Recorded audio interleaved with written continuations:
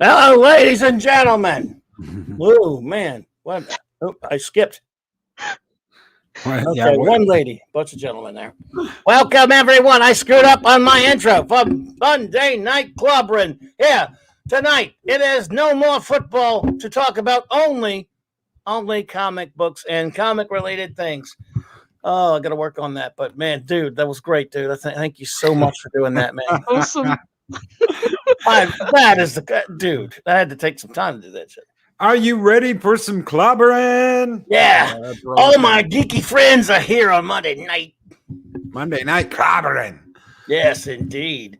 Oh, my God, dude. I love it. Thank you so much for doing that. From the great Stone Loki, everyone, and the beautiful, wonderful Purple Valkyrie joins me tonight for Clobberin' Time, issue number 8E, or more accurately, 700. 780. Some dumbass let me do 779 of these shows, and now I'm going to try for 780. We will see how it goes, ladies and gentlemen, in this thrilling contest of geekness. Sorry. Good evening. Thank you. Thank you for having us. Thank you so much for being here. I appreciate it. The day after the Super Bowl is usually my most depressed, down day for me. It's all back when, before 2020 plus 2021 destroyed football for me. It was always my worst day of the year. Always. Really? Look, again, I've you know how I've mentioned to you before how much I loved football, but I've never really emphasized how much I loved it and how having it ripped away from me after 50 years of loving NFL, not just the team that I love, not just my Saints, but all of NFL, even the crappy, shitty, sissified league that it has turned into over the past 10 years or so. Even still, other than my geekness, the only thing I loved as much as my geekness was all of the intricacies and the X's and O's and everything, all the minute details of everything about the game. I loved it so much. I watched every damn game. I just love, again, I never could get enough of it. And I love NFL history. That's why yesterday I let myself cheat on my boycott, and I let myself, because it was a Super Bowl party, I let myself watch that game. I wanted that feeling, I love the Super Bowl. It's always extended Christmas to me. I mean, Christmas doesn't end until after the Super Bowl for me usually. And God damn it, Tom Brady has to get 7 rings. God damn it, Tom Brady. Look, I'm not going to sports ball you guys to death, but I'm going to tell you all this. Tom Brady is not the GOAT. He's not the GOAT. Mando Mark, good to see you. He's not the GOAT. He's the GOHT, yes, but he's not the GOAT. Because as you know, GOAT means he's constantly called the GOAT, the greatest of all time. He's the greatest of his time. Yeah. Now, you tell me, Loki, because I know you're at least you know something about football, and you're not that far from my age. Could Tom Brady have survived in the era of Unitas, Bradshaw, Staubach, Montana, when you could beat the crap out of quarterbacks? He'd be average. He would be an average quarterback. Could he take that pounding? No. I ask you. Yeah, exactly. Montana did. Montana broke his back and was still playing. He got concussed. Bradshaw. I mean, there were times I thought Terry Bradshaw was dead, and he got up, came back into the game, and won a Super Bowl. Staubach. I mean, and of course, by the way, there's still some hitting in the NFL, but not Tom Brady. You cannot breathe on Tom Brady in the NFL right now. You can't insult him from 10 feet away without getting a penalty. You can't look at him funny. When I was still playing and I had scouts salivating at the idea that I was going to be going to their college to play on their team, I was being told to go out and hurt people. I want you to go out and I want you to end this game right now. Go out there and hit him so hard. That's it. He doesn't want to get back up. Yes, sir, coach, sir. And that's what you did. Now you don't do that. Someone lose their fucking job, they tell you to go do that. Someone's going to lose their job. Dr. Hercumonkey for the win. Johnny U. GOAT. Johnny Unitas is the grandfather in position of quarterback and is the greatest quarterback of all time. Fight me, Brady lovers. Brady, 10 years ago, so when he barely got hurt and got his legs knocked out and he had to miss a season, yes, he's very good, don't get me wrong. They changed the rules of the game. You can't even touch a quarterback now unless he's not Tom Brady. Because Like yesterday, look, last night, though, if you didn't watch that game, I guess, Kansas City's, both of their OTs were out. Both their tackles were hurt, the starting tackles. So Patrick Mahomes, I appreciated him yesterday. He had no protection. He was throwing off his back foot. He was throwing in angles. He was throwing, falling down. He got the crap beat out of him yesterday, which was very smart. The Tampa defense won that game yesterday, not Tom Brady. Now, they beat up on this kid, but he's not Tom Brady, so you can beat up on him. Tom Brady, and there were so many horrible calls that went against the Chiefs. Anyway, I'm gonna get off of it. I'm just saying, Tom Brady, he's got 7 goddamn rings. He's very good for the time. He's the greatest of his time, but I wonder if he would be the greatest if you could actually touch him. Touch him. I mean, wave at him. Well, it speaks against the Pats' idea that they won those rings without Tom Brady, though. Oh no! Look, he's excellent. He's got a great football mind. Yeah, it's Brady is the GOAT of his time. It's of his time, greatest of his time. So was Montana, greatest of his time. Aikman was really good back in the day. Dan Marino was really good. Marino was brilliant. The spots of their time. There are people that only know about Emmitt Smith. They don't know about a guy named Walter Payton that in like 2 seasons did what it took Smith like fucking 8 seasons to do. When Smith beat the all-time rushing record, he did that in like 8 years. Payton did that in 2. Walter Payton was better than Emmitt Smith. He was the sweetness. He was the best. Emmitt Smith padded his record. Yep. And he had an unbelievable offensive line. Walter Payton played for years of the garbage offensive line. Mark, absolutely. Mahomes made some. Look, Mahomes got the living crap beat out of him yesterday. That kid was gaming. He just had no protection. But I'm sorry, everyone. I didn't mean to it. That's how hooked I am on football. No, Purple, you said you watched that thing? I'm surprised. I watched it with bemusement because I do not understand American football. So I thought, well, I'll watch the football and maybe it'll kind of give me an idea of what's going on. I had no idea what was going on. Oh, you knew that they had to get one ball into an end zone, or the other team had to stop them, though. I mean, probably pretty much, right? Yeah. It was a territory thing. I do love that. Is funny though, Mark D. Mark D with a C. By the way, I'm glad we got that settled for you, man. Yeah, you can't beat the Giants and Eli Manning. That's right. They beat him twice. Oh, sorry, you're right. I want to say hello to some of my wonderful friends who have popped in. The great Eric K. That is absolutely right, Eric K. Walter Payton is the GOAT at his position. Screw him it. Eric K is here. Eastland Burkholder, thank you, my friend. Mark D with a C is here. Chris Persia, another master of inches. Thank you, my friend. The great Project Storytime is here. Thank you, my friend. My boycott is still in effect. I did not break down and watch football yesterday. I would not break down and watch football. Guys, I love the NFL. I just can't stand the NFL today. Oh, dude, you better up, dude. All the woke horse shit that went on that game. I mean, it was. Most people. My theory on that is most people that are at a party, they don't listen to any of the crap going on. In other words, they're talking and stuff, so they don't hear all the stupid crap that in between the commercials. But there was some woke garbage. We didn't have any commercials because it was shown on a channel that doesn't have commercials. So every time a commercial came on, it just cut back to the presenters. There was a lot of terrible. There was a lot of things. Oh, okay. Well, see, there was a lot of. You didn't even have none. You got none of the Super Bowl commercials. None of the Super Bowl commercials. Wow. Crazy. Now they had a lot of woke stuff in before for hours leading up to it too, and all the pregame crap. Nobody was watching that. Everybody's at a party. Most people are. If they're watching it, they're at a party. So, Goonsey, a new friend, is here. Nice to meet you. The great Steve Mitchum, I think earlier is with us. Dr. Hercumonkey. I have pictures of me and Johnny U What you met Johnny Unitas? Oh my God, jealous, dude. That's the greatest quarterback of all time. Sorry, he is. Johnny was the best. Parrothead, thank you for being here. The great Lord Thoth, Avon lives in LLL, my friend.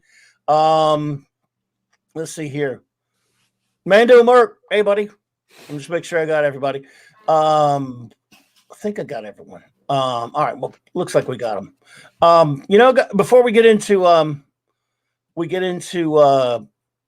Wandavision, I just wanted to say a little bit. Everyone, this past Saturday was the day the comics died. It was the anniversary of the death of that's why he's my avatar, the great creator. He created the character. He created a lot of the characters we're going to be talking about tonight. He created most of Marvel Comics. Jack Kirby, the greatest single creative force and greatest artist of the 20th century. All the billions of dollars that Marvel Comics and even a lot of the money that DC Comics have made over the years in various other endeavors don't get made without Jack Kirby. And I was fortunate enough to meet him twice. I love that man. He was a hero to me. And he was just, and he was also a war hero. He was a hero to all of us because he was a great hero in World War II. So this show is named after a saying he came up with.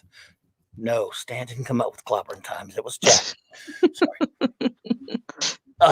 It was Jack. That was his saying. And my all-time favorite character is The Thing, as you all know. My all-time favorite comic is The Fantastic Four. My all-time favorite artist is Jack Kirby. Jack Kirby is the only person the only artist who ever drew comics that, he has a magazine that I've been buying from since the 90s. I have every issue of called the Jack Kirby Collector. And in that mag, there's a regular feature called Kirby as a Genre. That's how influential he was. He influenced so many things. I could give you a list. It would take forever. A list of people from other art forms that had nothing to do with comics that will tell you that Jack Kirby's creations influenced them in music, in other form novels, in film, and all kinds of other endeavors. Jack Kirby was, again, just a creative force of nature and a great gentleman and a great dude. And I love you, Jack. On February the 6th, 1994, when he passed away, it was a Sunday. Yes, I remember the day. I got a telephone call, and there was no internet or anything like that. I mean, I got a call from a buddy of mine who happened to be in the industry, and I always appreciate what he told me. And I didn't realize at the time when he told me it only had been like a couple of hours. And again, no net, no news. I mean, it was just spreading like wildfire. And he just called to tell me that one as soon as he heard about it, and I was devastated. And so. I mean, the reason, Mike, just pretty much the reason for so much of my geekness and my geek love. Yes, and you said he was really nice to meet as well, didn't you? He and his wonderful wife, Roz, the two times I got to meet and spend time with him are easily the two greatest geek experiences of my life. Yes. And I'll finish up with this. For those who are not familiar, again, you all know what a comic book ridiculous geek I am. I love comic book minutia, like in terms of the history and all the behind the scenes stuff, all that. What's the term, inside baseball, if you will, that nobody really cares about inside of people who are really nuts for it. But some of you may not have heard of him, but the great DC Comic Books legendary editor Julius Schwartz was introducing Kirby at the second con I got to meet him at. I got to lead Jack through a big crowd of people with my big fat buddy right through I got to be the Thing and barrel through a big crowd to get him to I was so proud. Anyway, he introduces Kirby. It was an award ceremony at this con, and he said it like this, and I'll move on. I just want to say, he said, Jerry Siegel and Joe Shuster created Superman. He said, Bob Kane and Bill Finger created Batman. Then he said, and Jack Kirby did everything else. And, Jack was a humble guy. He probably would have said there were a lot of other people who did a lot of other things, and it's true. That's what he would have said. But pretty much Jack, those are the two biggies, Batman and Superman. Then you got the Marvel Universe. Almost all of it's Jack. There are a couple things that he just had a little bit involved with, like Spider-Man's mostly Ditko and Lee.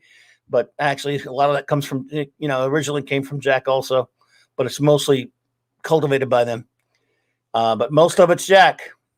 And so anyway, I love you, Jack, and I miss you, man. Thank you, Jack Kirby. King of Comics, and he got called King of Comics for a reason.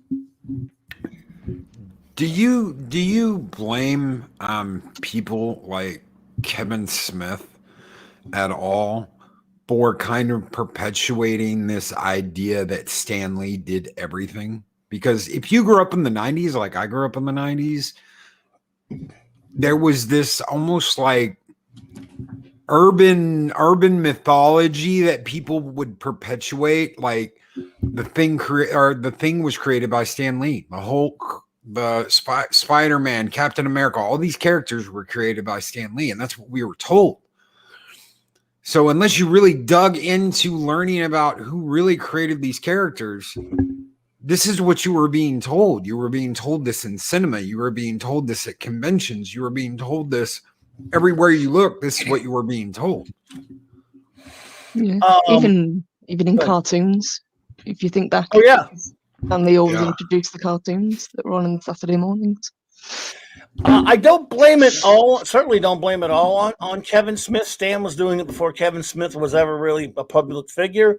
And Marvel was promoting it too, because Marvel had their interest. They didn't want Kirby challenging them. They didn't like it. So it was a combination of Marvel and them. But, for sure, Smith didn't help. Now he never badmouthed Kirby or anything that I know of, but he was a big Stan Lee sucker, and he kissed Stan Lee's ass. Like a lot of people, he was one of these Stan Lee worshipers, and so I don't know how much he did in that respect. I know he didn't. I've never heard him disrespect Kirby. And look, I can't. I'm one of those few. I can't stand Kevin Smith. Like, I mean, again, nothing personal. I don't know him, of course. I never liked the whole stoner act. The whole his whole shtick. I never liked. I just don't like him. Never. I mean, again, he might be they say he's a nice dude. He owned the comic shop, and all that stuff. And I never really liked his writing that much in the comics either. He's written comics, but I respect certain things about him. So I don't know. I don't know if Kevin Smith did any of that, to be fair, but I do know he did push Stan Lee a lot, though. As you know, he put him in his movies. Yep. Yeah. So I think a lot of it was just Stan and Marvel, and basically Marvel running from wanting to deal with Jack. And Jack made some mistakes signing some of those work for hire contracts and stuff. I mean, there was no legal protection for creators back then, and there still, for some of them, still isn't. Mm-hmm. I mean, he just and like I was telling you earlier, without getting too off into the weeds, into the 80s. Marvel was holding hostage tons and tons of his original art. For those who don't know what original art means, that means the paper that the comic book was originally drawn on by the artist, sent off to the inker sometimes, then sent off to the printer. That paper he buys, it belongs to him. Obviously, Marvel makes them sign a waiver. They own all of the images per se, but they, it's always supposed to go back to the artist. And usually it did, but Marvel used to put it in warehouses and put it in, keep a lot of it, and they were not returning it. The artist is supposed to be able to take that and sell it. Yeah.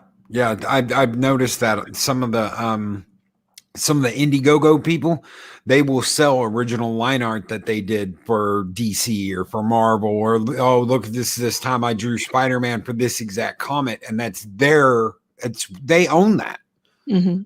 That's theirs to sell and do with as they please. Original line art for Spider-Man 244 or whatever it is. Yeah, absolutely. But there was a big thing, and this is when I learned about Kirby. I mean, I knew who he was and all this stuff. When I started learning the Kirby side of the story, it was the mid '80s. It was a magazine. I'm big into comics fanzines, and there was a mag, sort of like a fanzine called the Comics Journal, which had a big expose on it, and they got Kirby's side of it, and it talked about the Jack Kirby original art controversy, about how Marvel was holding his art hostage because they wanted him to sign a bunch of release. They wanted him to sign it all the rights to the characters away before they would give him his art back. And they ended up settling after a while, but it took a lot of years and a lot of people in the industry fighting on behalf of Jack. And they still didn't get much. Let's see. Isla says, I was lucky or smart, found out Stan Lee did not do it all. I studied print on internet and videos and found Kirby and others. I know Kirby gave his side of the story, but I am, and the thing, Eastland, is it took me just reading interviews with him and a whole bunch of other people. Now there's some books you can read.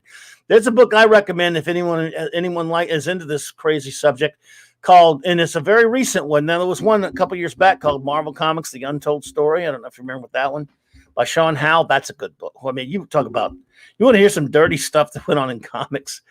Oh my God! All through, not just what happened with Martin Goodman, the idiot who ran it, and who was not really Stan Lee's uncle, but he was a. They always call him Stan Lee's uncle. Technically, by relation, he wasn't, but he got called that. But Martin Goodman really screwed over, and Stan Lee really screwed over Jack and Steve Ditko, and others. But Jim Shooter and all those other ones later. It's just that book's. But the best one is by T. Morrow's called. Stuff Said. It's a book where this guy and John Morrow's amazing. I love Two Morrows. He takes every single thing said by both Stan, Jack, and Ditko, and he puts it in a book. In other words, he doesn't take a side. He finds everything that they ever printed in their letter columns or anything else and just puts it in the book in order. And it's amazing. I mean, because who can go back and read all those letter columns? You'd have to have all the issues and all those editorials and all that kind of stuff. He takes it all in terms of the argument between them, not everything ever written, but in terms of the argument between Stan and Jack, and in some cases Ditko. And it's a brilliantly footnoted book. And but I'm sorry, I'm getting off on that stuff because I like that sort of thing. I'm sorry. Cool. Sorry, hon. But it's something that I had to study for a long time in the 80s and 90s, and it just drives me crazy when I see Stanley getting all the credit. Now, someone will ask him a question. So what were you thinking when you created Spider-Man, or when you created The Thing, or the Hulk, or whatever? And sometimes they'll ask him, what were you thinking about? What was your process when you created Captain America? Wrong. Stan Lee had nothing to do, folks, with the creation of Captain America. Just so you'll know. You probably know that, but I'm just saying, he often gets credited for it. Now, he did have something to do with the creation of the others, in my opinion, not as much as Jack, but, that's an opinion. I always say something as an opinion, but it's a fact that Stan Lee didn't. It was Jack Kirby and Joe Simon. Anybody out there know who Don Bluth is? Oh, yeah, Don Bluth. Yeah, was an animator.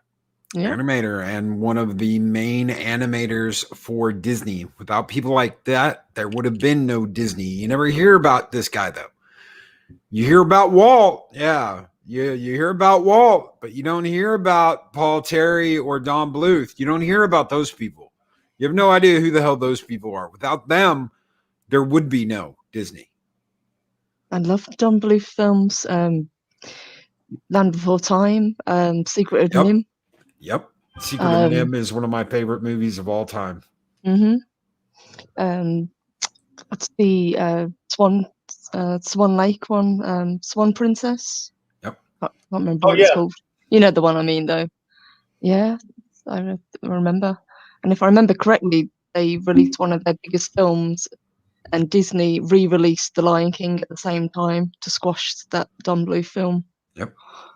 Yes, they did that a lot. Don Bluth was great, though. It was brilliant. Secret of Nim, An American Tale, Land Before Time, All Dogs Go to Heaven, Anastasia. Yes, yeah. Anastasia. Sword in the Stone, Lady and the Tramp, Jungle Book, Bedknobs and Broomsticks, Robin Hood, Winnie the Pooh, and Tigger. You could just Pete's Dragon. You go on and on and on and on and on. This guy was legendary. You do not hear his name mentioned in the halls of Disney. Didn't he make Black Cauldron too? Yeah, I think he was involved with Black Cauldron as well. But yeah, Stan Lee. Well, he was I think he was still in high school. When Captain America was created, he was running around the office working for his so-called uncle Martin Goodman. He was about 17 years old, something like that. He was a lot younger than Simon and Kirby. What's the Dragons later? Let's see. Here we go. Actually, Bluth came along later, but Walt did take a lot of credit for things that, yeah. Oh, well. Yeah. Dave Bob's here. The great Dave Bob. Hey, Elsa. Toxic Man Flu. Great to see you. Great to see you. J-Man. Great to see you. Well, yes. Bill Finger was really absolutely. That's a tragedy. I don't know if either of you have seen that documentary about him. Which one? About Bill Finger. Anyone ever seen that? Either one of you seen that? I think so. Hulu has it. I think it's still on there. I think it's called Batman and Bill, or something like this. I'll dig up the title for you if you have Hulu. It's about the guy who basically fought a war after investigating about finding out about Bill Finger's creation of Batman, and he basically fought a war to get his name. Bill Finger's name was not on anything. Batman creative until the first movie it was on was BVS. Really? Now, for 30-something years, inside the industry, everybody knew about Bill Finger, but DC didn't acknowledge it until they were shamed into it. Then he had almost nobody. He had almost no relatives. This guy searched for years just to find a relative of his. It took forever.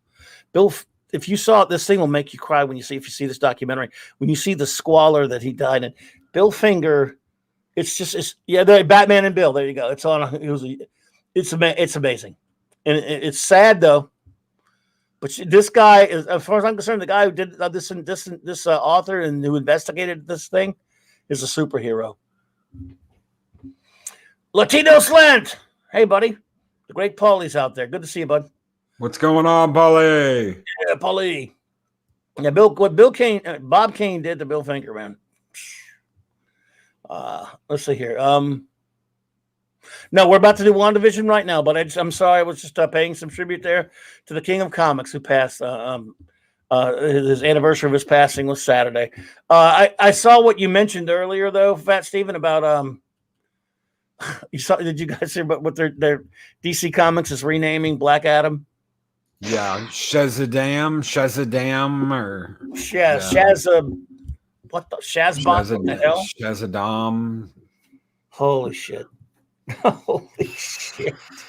Yeah, beat up Shazadam. Yeah, oh Shazadam. My God! Can't be Black Adam anymore. Can't be it. Can't have it. Can't have the name. You're an ist and you're a O. Be ready, because this is coming, and it's coming hard.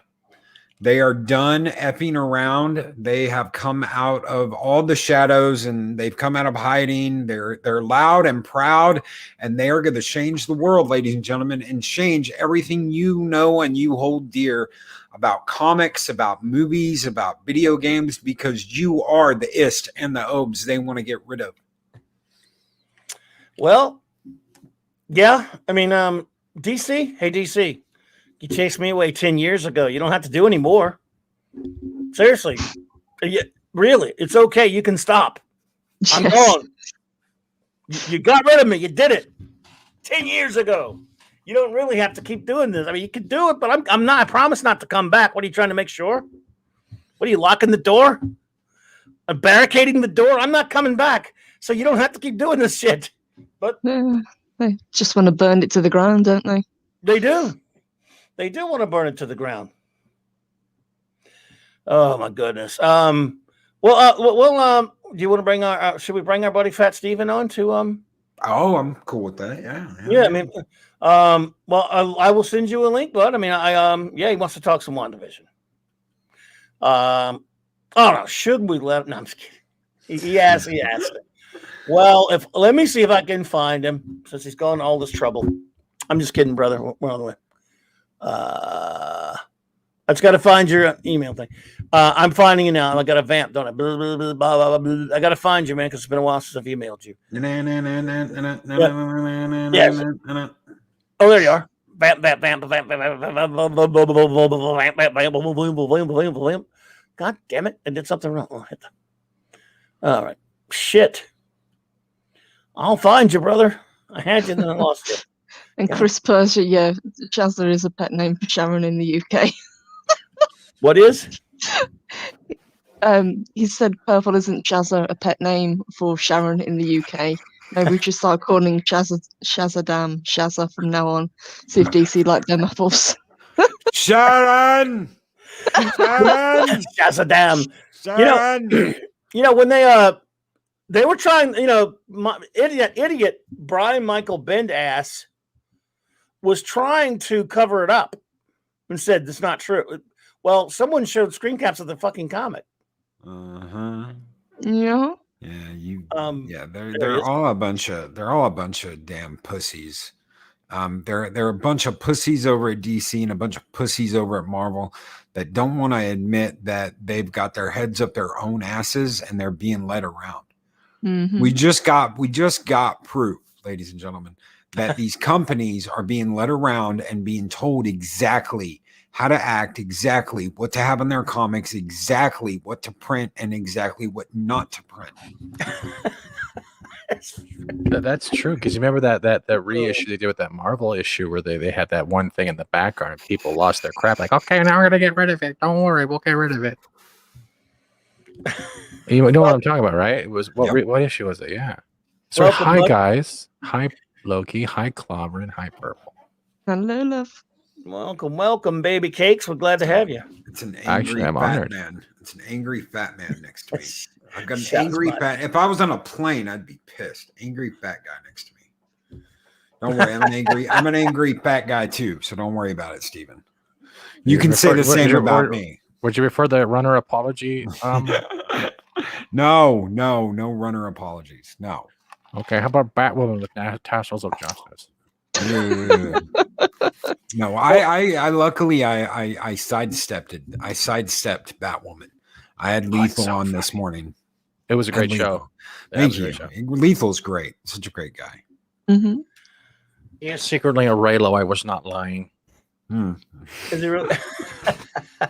That's the inside joke. But I wanted to ask you guys: did you guys all see the Captain and Soldier Bad Boys trailer? Yes. Okay, my question is, if he can use his wings as a shield, why does he need Cap's shield? Because it's a symbol. It's a symbol of the black man towering over a white man. The black man's got the shield now. Yeah, but doesn't USA Agent also get a shield that's somewhat similar in the future? So doesn't that kind of defeat the purpose? Well, for now, it's got to be better. Don't forget, we're getting an all new. They're rebooting Captain Marvel in the MCU. They're going to reboot her. It's not bad enough that they've rebooted her in the comics a dozen times. They're going to reboot her in the MCU, and they're going to make her a lesbian trans, pan something or other, so that they, because you can't say she anymore, they are going to be with the lesbian trans version of Valkyrie. Tessa Thompson's Valkyrie. Thompson's Valkyrie is going to be with Captain Marvel, and they're going to have a trans pan thing. Falcon, Falcon. Loki, stop saying that. You're hurting your brain. But I have one quick question. Does that mean I should hide my transsexual toaster? Yes. Hide their toasters, hide the robots, hide the tea makers. If you have a Mr. Coffee or a Mr. T, hide that shit, because it's not going to be Mr. anymore. It's going to be they/them/it coffee. They/them/it tea maker. They can't call it Mr. Coffee or Mr. Tea Maker anymore. Oh my God. And they're all in danger of being bent over the counter and taken by they Marvel and they Valkyrie. Ugh. God, I hate that Valkyrie. I'd rather buy a Gwyneth Paltrow candle. It's just pathetic. Look, first of all, how can a guy without the strength of Captain America, superpowers, even throw that shield like he was in that trailer? And it's so stupid. It's so stupid. Everything about it's stupid. They did now. Yes, it's true. They did this in the comic, but it was stupid there too. It's not a legacy thing. And I love Sam Wilson. This, one of my first Captain America comic. Oh Jesus! Oh wow! My first Have character. you seen my tits? I'm sorry, I'm looking for them. I left them in my other comic book. I'll counter your green with my green. You can iron your shirt on my chest. Personally, I like my green better. Oh my god! Oh, Valkyrie wins. I'm sorry, redheads are my weakness. I'm so. If we're gonna go green, If Clobberin pulls out Stan Lee in a red wig, I'm out though. I'm done. No. Now I'm looking for that. No, you'll never see Stan Lee his visage of any kind ever on this channel. See, when they said Abby, that when everyone thought Abby was going to be trans, I didn't mean she was going to be transing different franchises and heroes at the same time. Abby Smash. Yeah. Well, how you like that She-Hulk? You like any of you liked feminine She-Hulk? Too bad. I made a 1 minute video, but I was making fun of it. But that doesn't even look like a woman or She-Hulk. It looks like one of Kurtzman's Klingons got a clown makeup job messed up. that is so nasty. That doesn't even. Do you really? If you saw that, would you think it was a hero? If it was coming to save you? I think that's like one of the fucking aliens off of Galaxy Quest. That's one of those green fucking aliens off of Galaxy Quest. You know who Gabriel Iglesias is, right? The fat comedian Fluffy, right? You know who I'm talking about? yeah. Yeah. Oh, Dole. But Fat and the Furious. But okay, remember that thing where he's talking about the 5 levels of fat, right? This is damn. But in hero form, this is damn. I don't want to be saved by that. I'd rather be saved by A green bitch was hit by a double-decker bus today and exploded. We have video footage. Yes. Yes. Man. Jesus, dude. Orale. Oh, Dole. It's so bad. And I'm trying to find the full body shot. And I'm like, I really don't know why. Steroids gone wrong. Thank you, Mark D with a C. Yeah, steroids gone wrong. Yeah. Oh my god. Hold on. Man, if you're gonna go green, yeah. No, you go Loki or you go purple. You don't go that. You go Tom or you go Ivy. You don't go whatever the fuck that is. At least Kilowog's respectable. That's the Hulk with a man bun. Ugh. Kilowog. There you go. That's better. Kilowog was cuter than that. Now there you go. That's She-Hulk. That's the She-Hulk I remember. Mm-hmm. That's the She-Hulk my hand remembers. And you know what's funny? She was like, she looks like that, but she was almost as strong as the Hulk. That bitch. And she was a lawyer. Well, you know, her first comic, then until John Byrne re-resurrected it, started it over. Her first comic, Savage She-Hulk, nobody bought, nobody cared. She was just done so they could protect the copyright in case someone wanted to do the female Hulk. It's the only reason she even exists.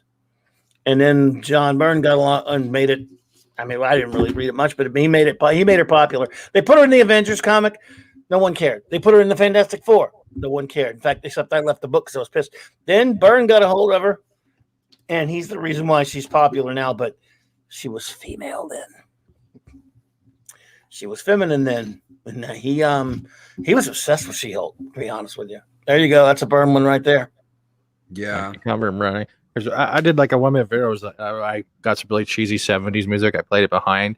And I took all the comic covers I liked of the sexy She-Hulk and stuff. And it was like me overlaid with me going, oh yeah. And then it gets to that thing and I'm like, oh no. Oh, I'll get it, but I was like, I had to do this video because it was so good. It was so funny. And then I ended it with like, what the fuck? Oh, I love this. This is like, hold on. Let me see if I can find this on She-Hulk 2005. Hold on. Because this is like her versus Yes Ma'ams. Hold on. While you do that, I can share it if you guys want to see it. You guys need to because calm down, Pulver. It's okay. I felt even dirty with listening to myself doing it because it's like it sounds like But hold on, you ready? Mm-hmm. You just want to hear me sound weird, don't you? All right, cool. Yeah, we can't hear it. Oh shoot! I forgot to share audio. I don't know. I just know we can't. Crap, I'm an idiot. Hold on. This boomer moment was brought to you by whatever the hell that she thing was.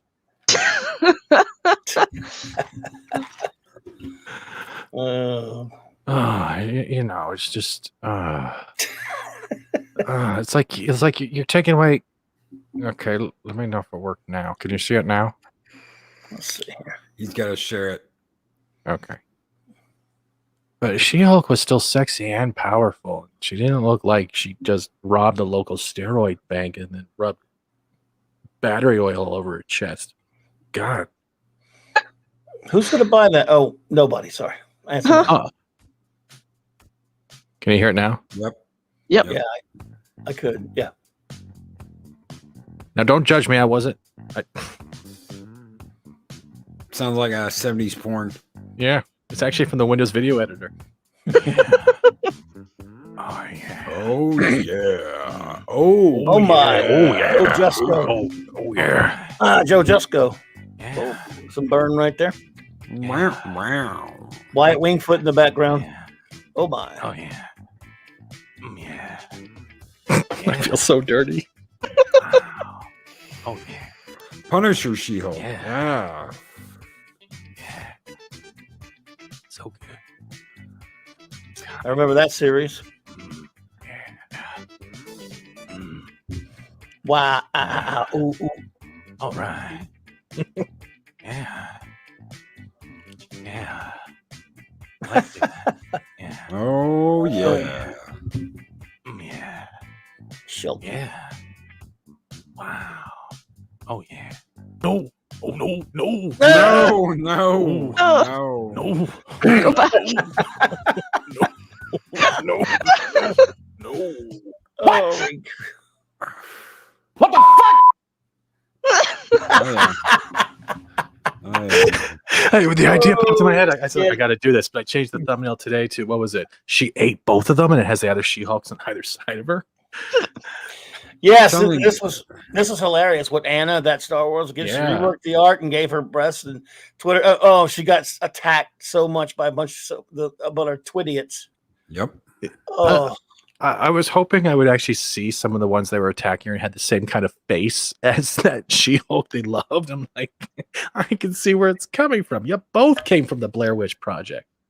See, I want to see this. I want to see the SJWs yelling at She-Hulk, and She-Hulk just be like, ha, ha, ha, ha. She-Orc, they should call her probably, right? Eastland. Is that an orc? He said. You will conform and look like a man. Ha, ha, ha. That thing escaped from Mordor. A Mordor. Sorry. Oh my God. I'm gonna keep doing. I'm gonna get this. Why can't we get this? Because they don't want that. Because you know what the people complaining are the ones that are complaining about this are the ones that look like a shovel hit them in the face. And I'm not trying to be rude, right?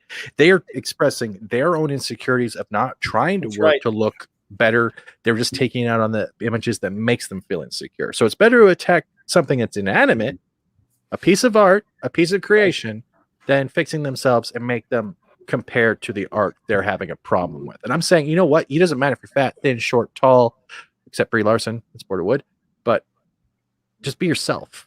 Be genuine. If you can't love yourself, work on that before you attack someone else's work. It's not going to fix the world. It's just going to make you show how insecure you are. That's all I'm going to say on that one. But damn that Ivy, I can't stop staring. Oh my God. Oh, I love it. I know. It is just phenomenal. What the hell? Oh, why are you doing this to me? No, that's still caught too. Yeah. Yeah, I think the Ivy one's better though. Yeah, it is. Nobody, none of these idiots who were bitching about it even buy comics, and they don't care. They don't buy comics or anything. Oh God. I like long stomps on the beach, steroids in my toes, and 80 pounds of beef every night. Oh. Pull my ponytail and I'll go gamma. I think I prefer Ivy to She-Hulk, though. Good God, purple. Jeez. It's just like, baby got back, baby get back. Man. Yeah.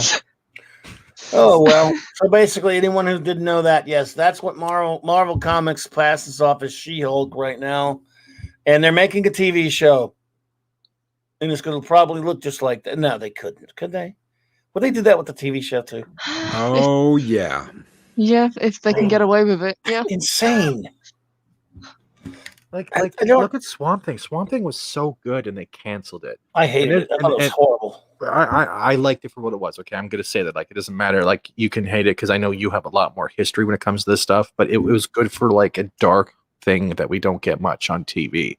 And then we get. Oh my god, I don't even want to talk. Batwoman. Kickley. What's up, buddy? Yeah, no, but how? Let's talk about something good. Let's talk about WandaVision. Okay. And if your game Is that still good? I heard through the grapevine that our illustrious friend Steven did not like the last episode of WandaVision. Actually, that's not true. I did like it. What I don't like about the series, it's not that I don't like the series. I'm still going to watch it. Is that there was a spoiler passed on to me that it doesn't affect and now that I know the villain, it doesn't make me want. If it is the villain, it doesn't make me want to hunt as hard. But I'm still have the addiction to do it, right? And can I tell you something? I found out 3 weeks ago that the Pietro we were going to get in this was going to be the Fox one. The Fox one, and I found that out 3 weeks ago for a fact. Not just this was not just rumor. This was fact. The guy that played the Mexican voice actor is the one who kind of ruined it for everybody and came out and said, no, I'm going to be reprising my role as him from the Fox movies. He's going to be on WandaVision. And I was like, well, fuck, thanks, asshole. Yeah, I heard that too, but like I can account that Pietro to either being a manifestation of hex magic. It was walked through the multiverse through a doorway. Or it's something else, but it's not Pietro. It's my standing on that.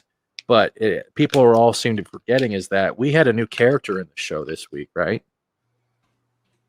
And he was never on the board, and it was Dennis the mailman. Mm-hmm. That's right. And Dennis. He wasn't a new character though, because he was in was it first or second episode? Really? Because I didn't see him on the whiteboard. You mean the actor, or he's not? He's not on the whiteboard. Yeah, there wasn't. He's not on the whiteboard, but he was in the episode. He was been in the yeah. Remember at the end with the scene with the mailman? Where he walks up to him, where he walks up to Wanda and Agatha, and Wanda's got the little maybe the second one. Yeah, it might be. I don't know. It was in black and white, but it was Wanda and Agatha talking about the mailbox, and the mailman walked up. Yeah, that was him. Okay, like, then Agatha, don't shoot the messenger. Yeah, don't shoot the messenger. Yeah. But that's okay. Then my apologies. But even then, he would have if he was there, and they've been doing facial recognition since then. Why is he not on the board? That's why I'm saying. Not only is his face not on the board, he's still in the show. Well, neither is the commercial guy, and I think they are. I think that is the bad guy. They are on the board. Oh, they are on the board. I can actually show it to you. Remember the image I showed you? I don't remember them having him on the board. They did because he was hiding in the background. They didn't label them. They were behind vision. I actually have that image, but I'm trying to find it. Where's that? But he's not. Yeah, but he's not like on the board. On the board, he may be up on the board. He may be there, but they don't actually have like a picture of him and who he is. I'm beginning to think that the ones that aren't labeled or are the enemies or unknown forces, because even Agatha had a picture on the board. They certainly didn't know who she was, but they didn't go into depth about the picture. Like, oh God, where is it? I think I still have fun with it. You know what I mean? No, I'm not dead with the show. I'm just dead in the joy of the Easter egg hunt to a certain degree. So I'm trying to get past that. And do you know what I mean? It's like getting a Where's Waldo book, but every page is just Waldo there right in front of you. Yeah, but it's not like you're surprised by that spoiler. No. I mean, no. Let me know when you can see this. All right. Are you ready? Mm-hmm. Yeah, you're in. All right. There's Mr. Commercial Guy. Yep. So you know that line. Sometimes your enemies are hiding in plain sight. Yeah. Mhm. But yet the mailman isn't here at all. So but is he really Pietro? I wonder if he'll have superpowers next week. Well, I think that I think the mailman isn't from the town either, but I'm just guessing. But it was still a good episode for what it was. Well, she didn't put him there. She was surprised by him being there. Did you notice how Pietro said who's the popsicle? Yeah, I know the reference to that too. You do know that he is not blinded by whatever glamour Wanda is putting up over everybody. Thank you. You're the only other person who brought this up, because I was on Nerd Cookies and I brought this up because everyone thinks they're making fun of the color of Vision's skin. It's not. It's popsicle is also a reference used for a dead corpse in the morgue, like a popsicle in the freezer. Yes. Yep. That's right. And not many people picked that up. And I was like, I'm glad, Loki, bro, I'm glad you saw it too. I'm glad you guys did. Like, most people did it. And when I said this, not only did Script Doctor go, oh shoot, you're right. Even Nerd Cookies went, oh shoot, you're right. I'm like, yeah, because it's terminology eggs. They do everything in layers. Yep. And see, those kids can see Vision for what he is. Mm-hmm. Those kids see past whatever glamour Wanda's put up. They can see that hole in Vision's head. They see Vision for what he is. Because they are immune to her magic, and so is Pietro. That's because if I want to go from the comic storyline, her twins. This is non-spoiler, but her twins were actually created from slivers of a demon's soul. Yes. So if they are still a composite of demon magic, which is in general maybe not affected by chaos magic, they can see everything that's going on.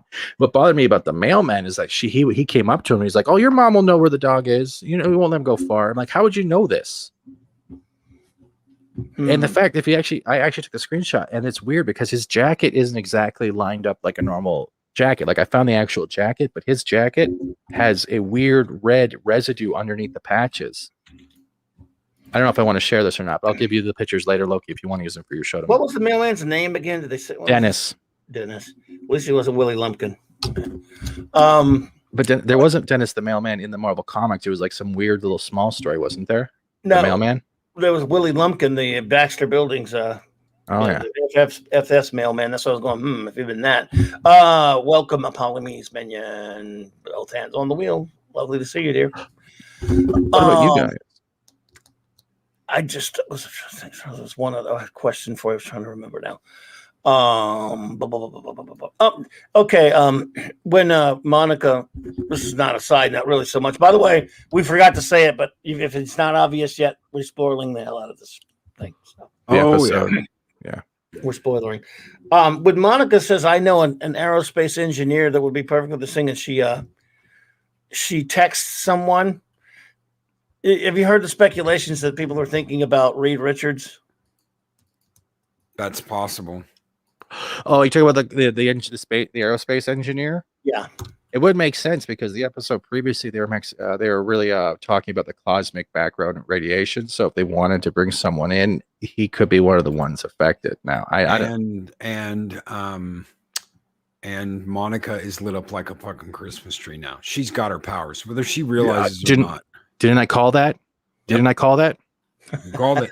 I called it. I said she's gonna get her powers from either getting thrown through. But that makes me think though, the townsfolk, long-term exposure. If Wanda does say that line, I'm a mutant, that House of M line before the No More Mutants thing. Mm-hmm. If she says I'm a mutant and classifying herself as a mutant because she thinks she's different than the human race, that is going to be a cheesy way to bring in the fact that there's mutants now in this world. Well, they can do that now, though. It's not just superhumans anymore with abilities.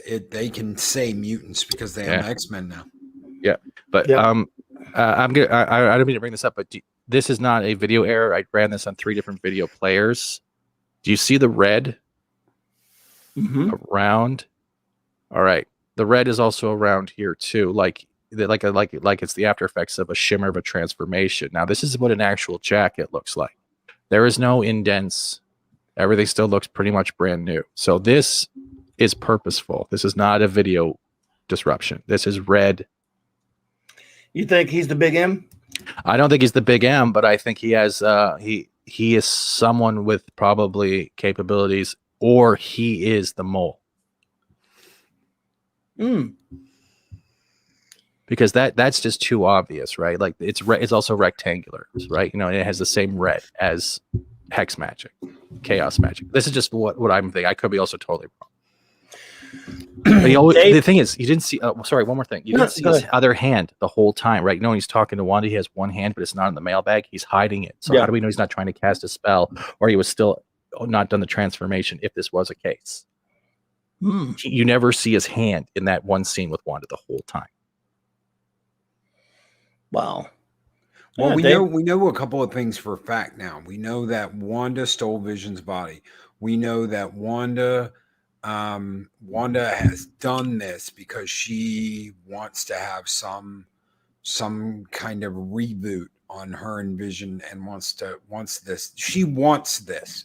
Mm-hmm. Now, has someone helped her do this? That's what we have to figure out. Either they've helped her or they are helping her without her knowledge, and she thinks she's doing all this by herself. So those are the two options. That's what I think. She either thinks this is all her, or she knows that someone's helping her. But I'm gonna have to go back through, but I'm trying to figure out how many times there's the question of what do you want? Because that's usually a line a lot of demons or tricksters use to get you know what I mean?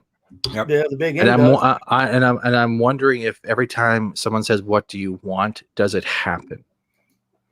But when Wanda's happy, that the grief that whatever is feeding the bubble or feeding whatever is a puppet master, if there is a puppet master, when she saw the babies, the grief broke for a moment, right?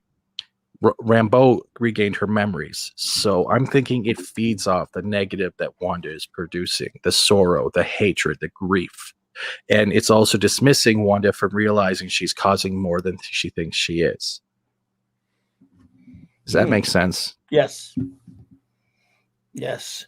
Mark D with a C says, my theory is that no more mutants has already happened, and Wanda has erased everyone's mind. She will counter her hex, and mutants will be back at the end of the series.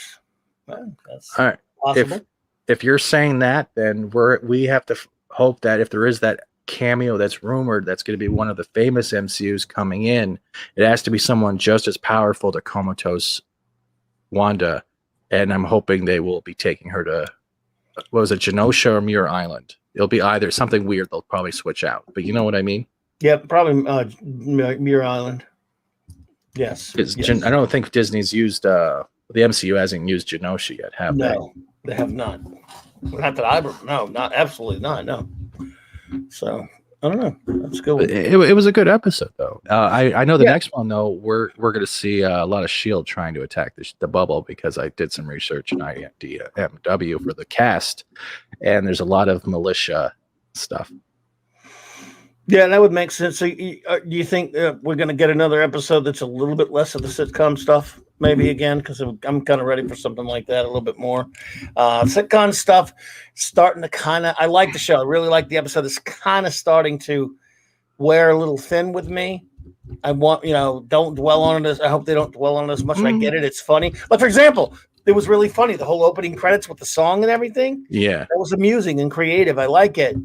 But I think Vision is, the more and more Vision starts to suspect, the more and more we're going to have to, maybe we can get away from some of that stuff. They'll still do it, but to a lesser degree, maybe. I'm hoping we get at least one more sitcom where it has Vision and Wanda sitting on the Married with Children couch with Vision has his hand down his pants. I saw that. I want that so bad, because all I want to hear is, no, Wanda. Or just clicking the remote at her, trying to turn it off, something. Because the Sparky dog was right too. I was right too. It was Sparky, and it was related to the fact that when Vision was, that one story where Vision was trying to rebuild the household, right, his home or whatever, and they found the dog, or no, they found Reaper's corpse in the backyard. Like, we still don't know if that's they're supposed to be the relation, or if Reaper has a part to play. Wanda, you know what I want? I want a wife under 30 that doesn't sit around and eat bonbons all day. Oh my God. Yeah, come on, Peg. I told you about touching me. Come on. Could you imagine that though? They do that. They do the Married with Children opening, and it goes, Oh shit! Rich, and you get like all of them, and then you see the door open for the That would be neighbors, great. and it's like Herb and Agnes. It'd be hilarious. I love that. Now, Flash, what's up? The great Carrie Fisher, my good buddy Flash. Good to see you, my friend. All right, brother. Always a pleasure. Did you notice the holiday pictures Vision was in? His facial expressions changed from happy to meh. Was he dressed in that stupid costume, or was it the fact he was dressed as Santa? Which one? I did not notice it. I did read up though that they did family ties and growing pains for this episode. Yes, yeah, very family ties and growing pains. Yeah, yeah. A lot of. I mean, again, this episode moves a lot better. I like it a lot. Thought it was very fast. It was fast paced. Again, I'm wondering about this Shield director. They're just going out of the way to make him be a complete klutz, a complete jag off. I'm like, all right, he's a caricature at this point, and that's not good. Not a good sign for the direction of the show. Like you didn't catch how as soon as Monica showed up, it was like, well, I've been running things, but only because your mother would have left everything to you, but you've been gone, so I had to take over. But yeah, I'm such a prick that you're gonna have to take back over Sword. Yeah, you're grounded. Yeah, she basically pushed him around and really kind of just disregarded him, and he's just gonna either, I don't know. He's got to be a dickwad with no real characterization whatsoever, other than being a dick.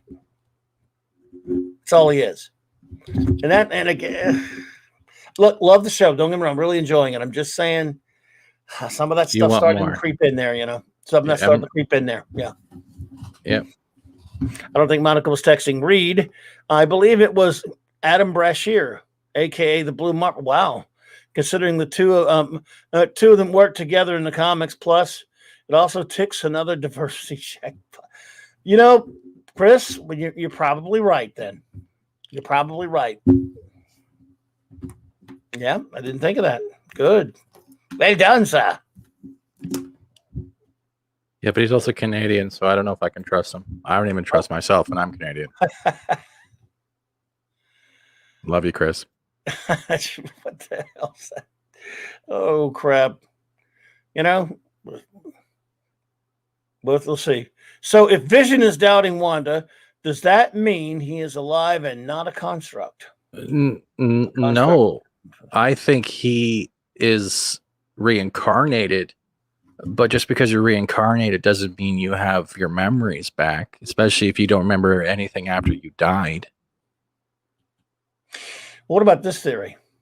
What about if they really throw a curveball and they give us this Vision, the Golden Age one, from another planet?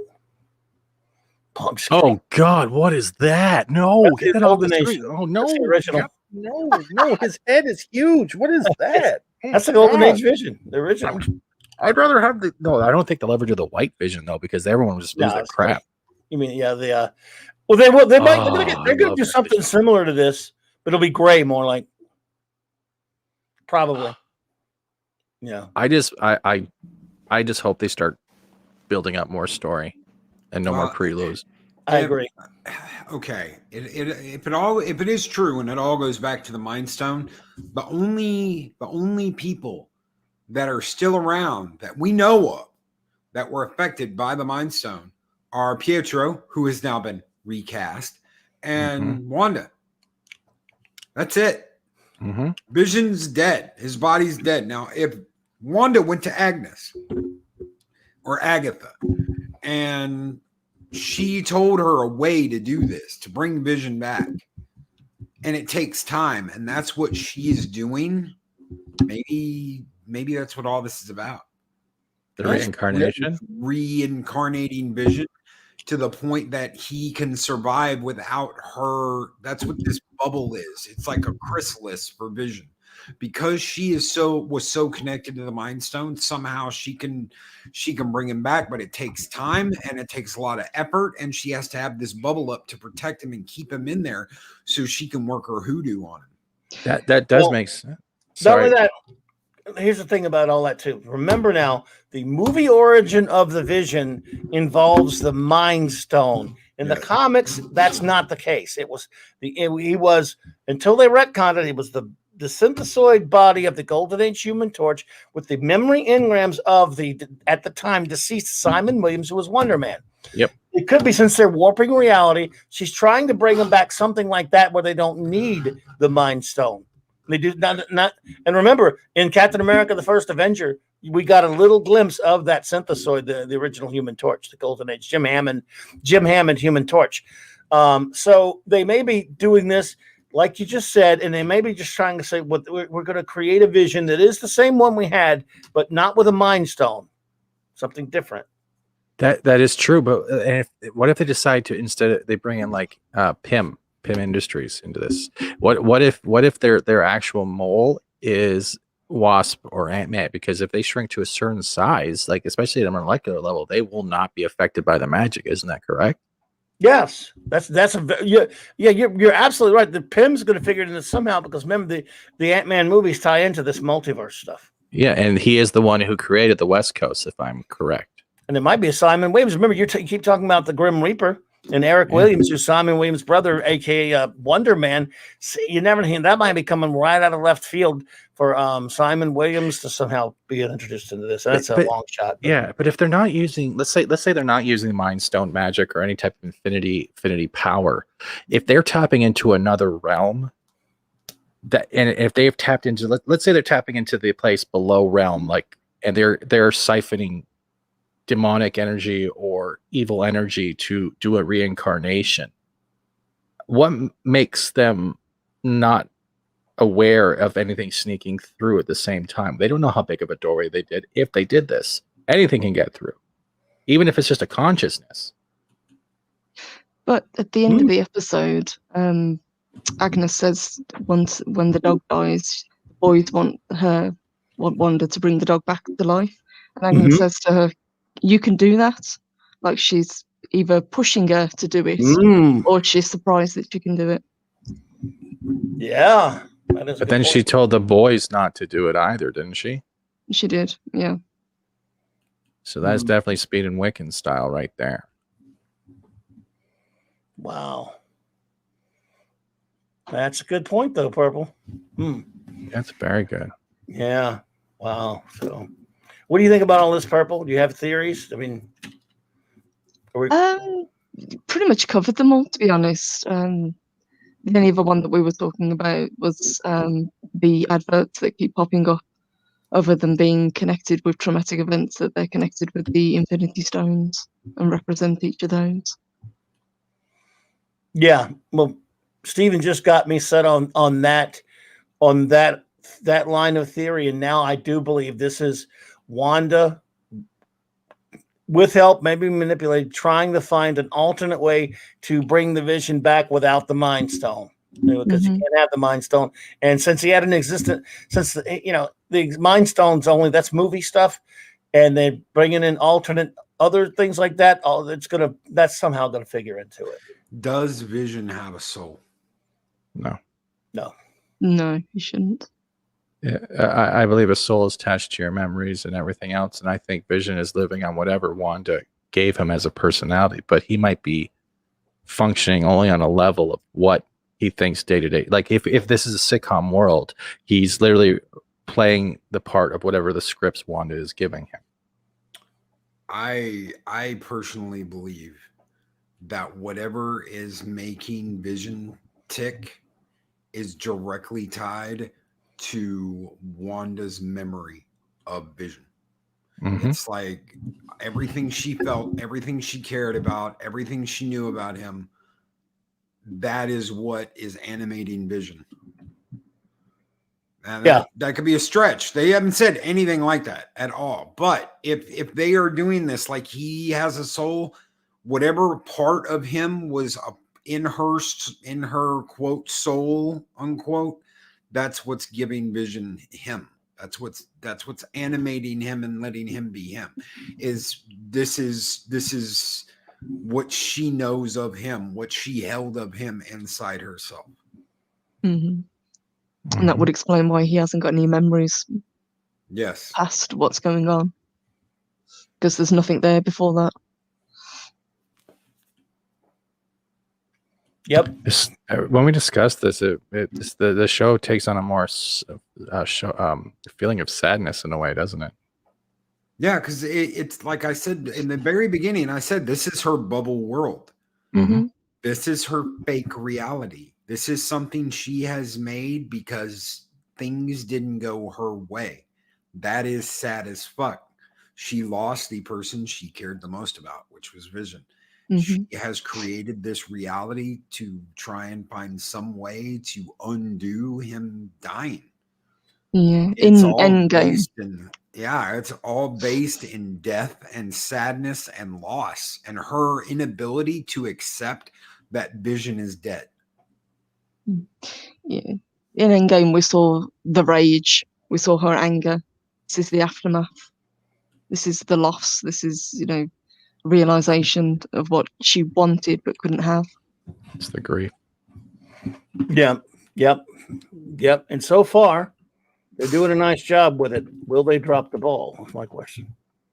I mean, how many people would try and undo a loss if they could? And what would you do? What would you go through? What price would you pay to undo that? And that's exactly what Wanda's doing. Somewhere down the line, there's a price for all of this. There's a price she is going to have to pay. And if it's not Wanda who's going to pay it, it's going to be whoever's near that bubble when it breaks. Yep. Not to make a pun, but I think this is going to have a devastating ending. It's not going to be happy. No. Smart Steve 68 changes his name. Jesus is my King 68. Hey all. Oh, well, okay. Just for this one, huh? I got you. Well, I like it. Jesus is your king. Amen. A woman, in fact. No, it won't be happy. No, it won't be happy. It will be very somber, and it's going to be. It's also. I hope it's at least fairly fulfilling, because guess what? This is a lot of this is going to be set up for things to come. This is a big setup for or a foundation for this next phase. Well, also think about this, and this is something that is we've seen. At least I've seen this a couple of times in the past. When I looked into you, I saw the destruction of the human race. Look again, he said. And she did, and she didn't see the same thing. Vision is Ultron. He's just what Ultron was supposed to be. Mm-hmm. Right? He said, I am Ultron, but I'm not Ultron. He loved Ultron to the point that he didn't want to kill him, but he knew he had to because Ultron was going to kill the entire human race. He said he cared about him because he was unique. Vision is not the Vision that died in Endgame. Vision is whatever Wanda has brought back. That is not the Vision we all know. That is a Vision with a very limited memory and no memory of Tony, no memory of anything that happened before this. He could do anything. He's a walking corpse. He's a shell. And imagine if that walking corpse and shell figured all that out and was extremely pissed off about it and got out into the real world and didn't collapse like a bag of potatoes. Mm-hmm. Yeah. What's going to stop him? Iron Man's gone. With War Machine, nope. That ain't going to stop him. Hulk, nope. Thor, nope. Who's going to stop him? No one. Maybe that's what Monica's for. Maybe that's why Monica's going to have powers.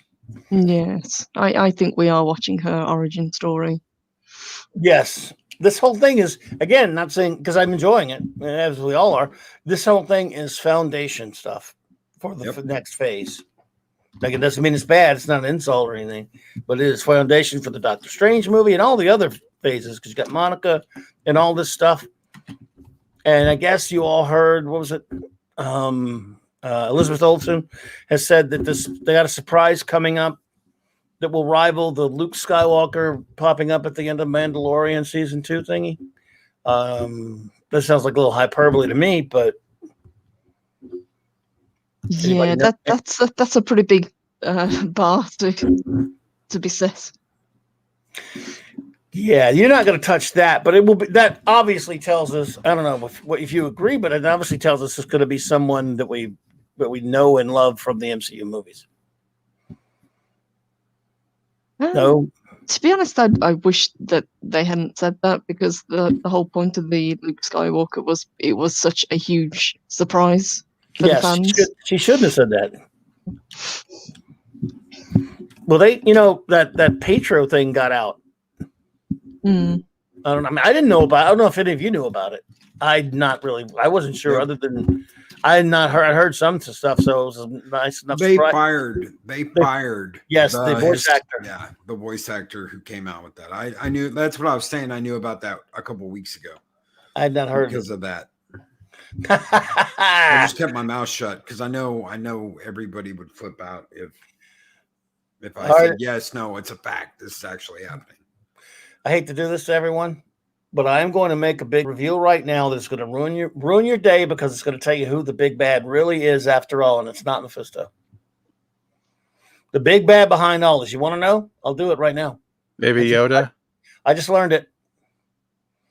Flash, a.k.a. Carrie Fisher, it's going to be Paste Pot Pete. Fake news. Are you sure it's not going to be Paste Pot Pete? The greatest villain name of all time. Well, okay, yes, he changed his name to the Trapster later, but that's a running joke with us. He loves making fun of Paste Pot Pete. How dare you? He's such a great character. No, I'm just kidding. And if you know who Paste Pot Pete is, you really need to get out and get some fresh air. Oh my God. I again really enjoyed this episode. I think it progressed things. They're progressing in a pretty nice fashion. What do you all say? You think we're at least, whether it turns out well or not, are we on a good track right now? Are we all having fun with it? And that's the bottom line. Whether it doesn't tell us everything or not, it's supposed to be for entertainment. Is anyone entertained? Oh yeah, I'm loving it. Yeah. I am. Yeah. Oh, what's this? Just to piss off Clobby, it will be the Watcher. Well, why would the Watcher be doing this? Yes. He could be involved, though. Yeah. Used to have a reprint with Paste Pot Pete versus the Human Torch. That's where he started in Strange Tales. Let's see here. Now, okay, do we care to even speculate who this big surprise guy is? Because it's not like they're going to put out a Funko and ruin that, are they? Is that a shot at me? No, I'm asking. No, because we don't know who it is. See, that's what bothers me. If it's supposed to be big, then but what if it's not a Marvel character, but it's a big actor that she was trying to imply? Oh, because I've heard from the grapevine of a rumor, and I really don't want to say it here, but I don't even know if it's 100% true. But if the actor comes in, then it's to verify what I heard today. But I don't know if I should say the name or not. That's up to you, man. You can feel no, it's up to you guys, because I will. You know who I am. I don't like spoiling things for other people. Well, we'll run it by everyone. And no, we know everyone knows it's probably Mephisto eventually will be the big bad of the phase, but no one's really surprised by that. Just I'm not used to calling you Jesus as my king. And what if it's the Olsen twins? Eric K. What if it's the Olsen twins? But no, I don't think she's referring to the big bad. She's just saying a big cameo, right? Let's say that. Let's say she's saying a big cameo. Let's say it's the actor that's going to play a certain villain in the future. What if she was trying to imply that? What if she did that just to throw people off, though, too? I don't know. But I don't mind if you say it if no one else does. You mind Loki and purple? I mean, I don't mind. I know. Well, you know. Okay. All right, chat. Do you mind or not? 5, 4, 3, 2, 1. Now you don't get a say. So go cover your ears if you don't want to know this one. Cover your eyes. Actually, I'm gonna do it. Oh, your eyes and your eyes and your eyes. Jesus, no, don't worry about it. Jesus bless you. Don't worry about it. And I could be wrong. Yeah, I'm probably wrong. I heard it today, but Trump. It's yeah, it's Trump. You got it, Mark. Oh, shite. Listen here. So you think? Well, we know he's going to be the big bad. You're saying they're going to reveal the actor who plays him. But look who the actor is. Oh, Willem. Wonderful. That would work. Because there's been rumors that he's also been brought back in for the Spider-Man movie, but I don't think as Osborn or maybe Goblin. We don't know. But this is just a guess. Am I wrong on this, Logie? Do you want me to tell you? I've already seen the spoiler. I've already seen the Funko spoiler. Yes, I know that one already. That's what bothered me. Yes, it's Mephisto. Yeah, I got emailed that it is the and this is someone telling me that they got this directly from someone inside Marvel. So this is a rumor. It is not factual. It's why I don't talk rumors. That it is the guy in the commercial. That the guy in the commercial is Mephisto. That's Mephisto and the redhead. Arcana. Satana? So or whatever? Oh no. What? Who? So it's Tim Myers. Thanks for popping in, buddy. No, everyone, we all know about the Mephisto thing, but I thought the spoiler you were talking about in this case was who's playing it or you think's playing it. That's okay. What I was told was it is the gentleman in the commercials and that the woman is Arcana. Is that how you say it? Arcana is the one with the staff, right? I thought that was the blonde. And it's the redhead that she's evil and she's pissed off that they're right now they are screwed because of what Wanda's done. And the commercials are like them in purgatory. They can't do shit because they're stuck in the commercials. And as soon as they can get out of the commercials, they can stop. They can basically directly face off against Wanda. So what you're saying is they're stuck in the commercials because they have no part to play, but the siphoning of energy for Vision's resurrection is coming from their realm. Yes. So I was on point with this. Yes. Oh, but that it is the commercials what you're getting in the commercials is the dramatic points in Wanda's life, but that is Mephisto and Arcana in the commercials. Not Arcana, it'd be Satana. Arcana is actually a actual magic user. Her name is. Yeah, sorry. But that makes sense. But look at so Satana and wow. But then why would they not make a pop for her unless it's an exclusive for a con that hasn't been revealed yet? I don't know. Yeah. I don't have those answers. That's just what I got emailed. That's the rumor I got emailed. Yes, Loki has sources, but Loki doesn't use those sources unless he's on someone else's channel. But it would make sense though because they've also had run-ins with the Ghost Rider, and if Ghost Rider is going to be pertain to the son of Satan, you're now connecting the dots. Yep. Oh well. There you go. That doesn't bother me now because I'm used to spoilers. I'm still going to watch through the show because we don't know who else might make an appearance. But I just want to know who the mole is. And if it's the mailman, I'm out. I'm done. I'm out. I'm freaking out. Don't like that, huh? No, because the only reference I can think that the mole's a Skrull is because Randall put it on the goddamn board. And I don't think Randall ran into any Skrulls when dealing with Ant-Man. I would love for it to be Fing. Me too. That was another. That was another rumor I got sent was that the informant is Fing Foom. You want to know what's you want to know what's really scary? My head looks better on this body.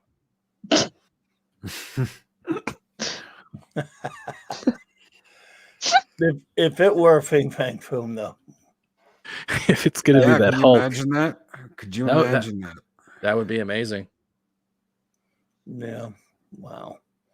I hope that would be amazing. Maybe we should show everyone Fing Fang Foom. Has everyone seen Fing Fang Foom? Mm-hmm. I mean, I wonder if anyone knows what he looks like. Yes. Big green jolly green giant, ancient Yes. old He can being morph. hiding. Yeah, He can morph into a human body. but big actor. It wouldn't be Wolverine. Wolverine would get slaughtered. It literally had. If it was going to be someone big, and especially if they were trying to introduce a new hero, it would have to be anyone. I think it was like 10 or 15 heroes or adversaries that could defeat or go on par with WandaVision. With Wanda, because Wanda's magic is literally like world destruction tier. If I got this right, correct? Yes. She can destroy the world. She can tear the world apart. I think Ralph is literally Agnes's cat. That's another being that has a consciousness and can talk. That's what I'm guessing. Since I was paying tribute to the great creator of Jack Kirby, we mentioned Fin Fang Foom. Well, Jack created him. There you go. It almost makes me smile to see him wearing shorts. Oh God, true. I didn't think of that. Well, there's with no pants at all, right there. No, they are shorts. They're just not colored. Not coloured. Yep. Yeah, the shorts was kind of weird. Oh, sheet. And there's the original Groot, by the way. I am Groot. Yeah. So, so very enjoyable episode so far. We're kind of doing okay so far. This is a pretty fun show. They're not. I don't know. I'm going to give him the benefit of the doubt. I'm sorry to cut you off, Purple. No. Go ahead. I agree. No, I was just going to say it was worth noting that when she exited out of the bubble, all the TVs went off. Yep. No, yeah. Which was really cool. And it wasn't even that. Remember when she went back in the bubble and she banged on it and went all red, right? She was like, not getting in. Well, here's something big. If her children disappeared when she left the bubble, because supposedly if she's not in there ain't no kids in there. Yeah, but if they're slivers of a demonic soul, since we are going on the road of Mephisto, their life force is already eternal. And this would just piss off Mephisto more because he has to take them back if they're trapped in the commercials, as this rumor is saying. They are their own person. Yes, and her magic doesn't affect them because she couldn't get them to go to sleep. And they were aging quicker by just their want indeed, right?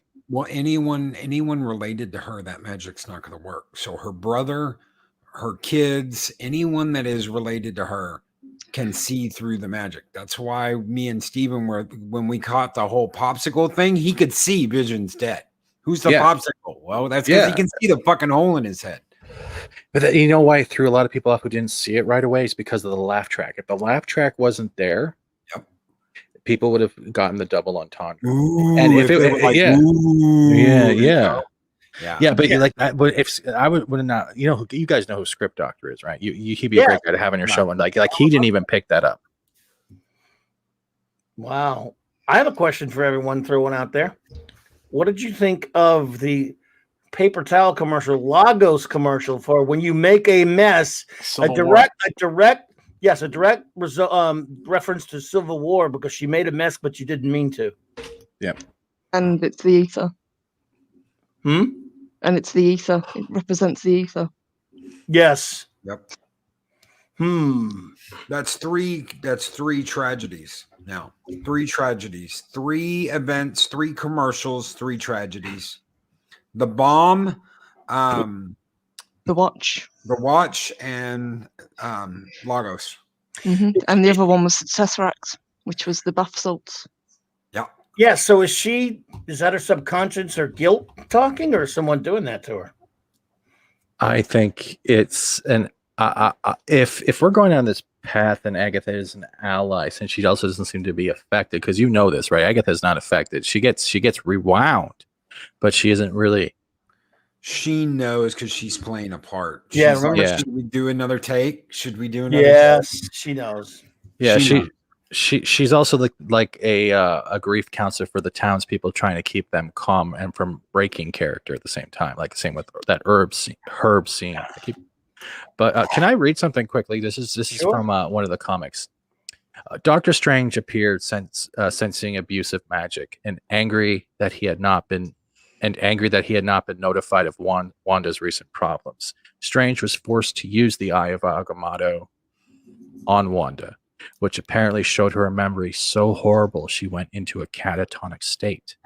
Magneto suddenly appeared to collect his daughter and brought her to Genosha so Professor X could help her. If they go down that line. I'm Which just I saying. highly doubt. Me too. Man, if they do that, and let's say like fucking what's his name? Stuart? God, no, not Patrick Stewart. If it's Magneto, it's gonna be Ian McKellen. Ian McKellen. If Ian McKellen fucking shows up and is like, "Give me my daughter, little hobbits," I'm gonna fucking shit a fucking gold brick. No, it might not be Ian. It might be the Days of Future Past Magneto. If it is Fassbender, same thing. If he's like, I created the alien and aliens, I'm gonna holy fucking shit. Same reaction. Okay.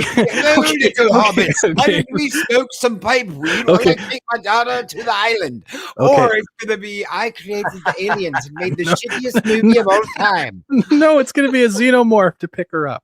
Yeah, fucking shit. Either way, I will shit a brick if that's the way they.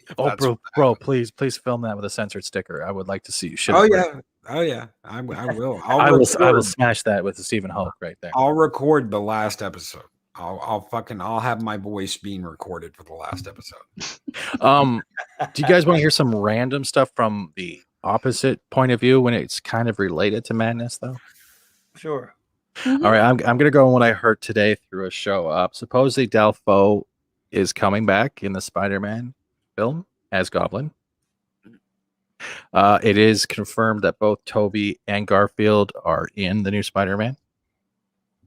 Did you hear if Tobey's actually the one who taught Iron Man in his universe how to be a superhero? Like it's reversed. The way Tony has been a mentor for what's his name, Spider-Man? Oh, Holland Spider-Man.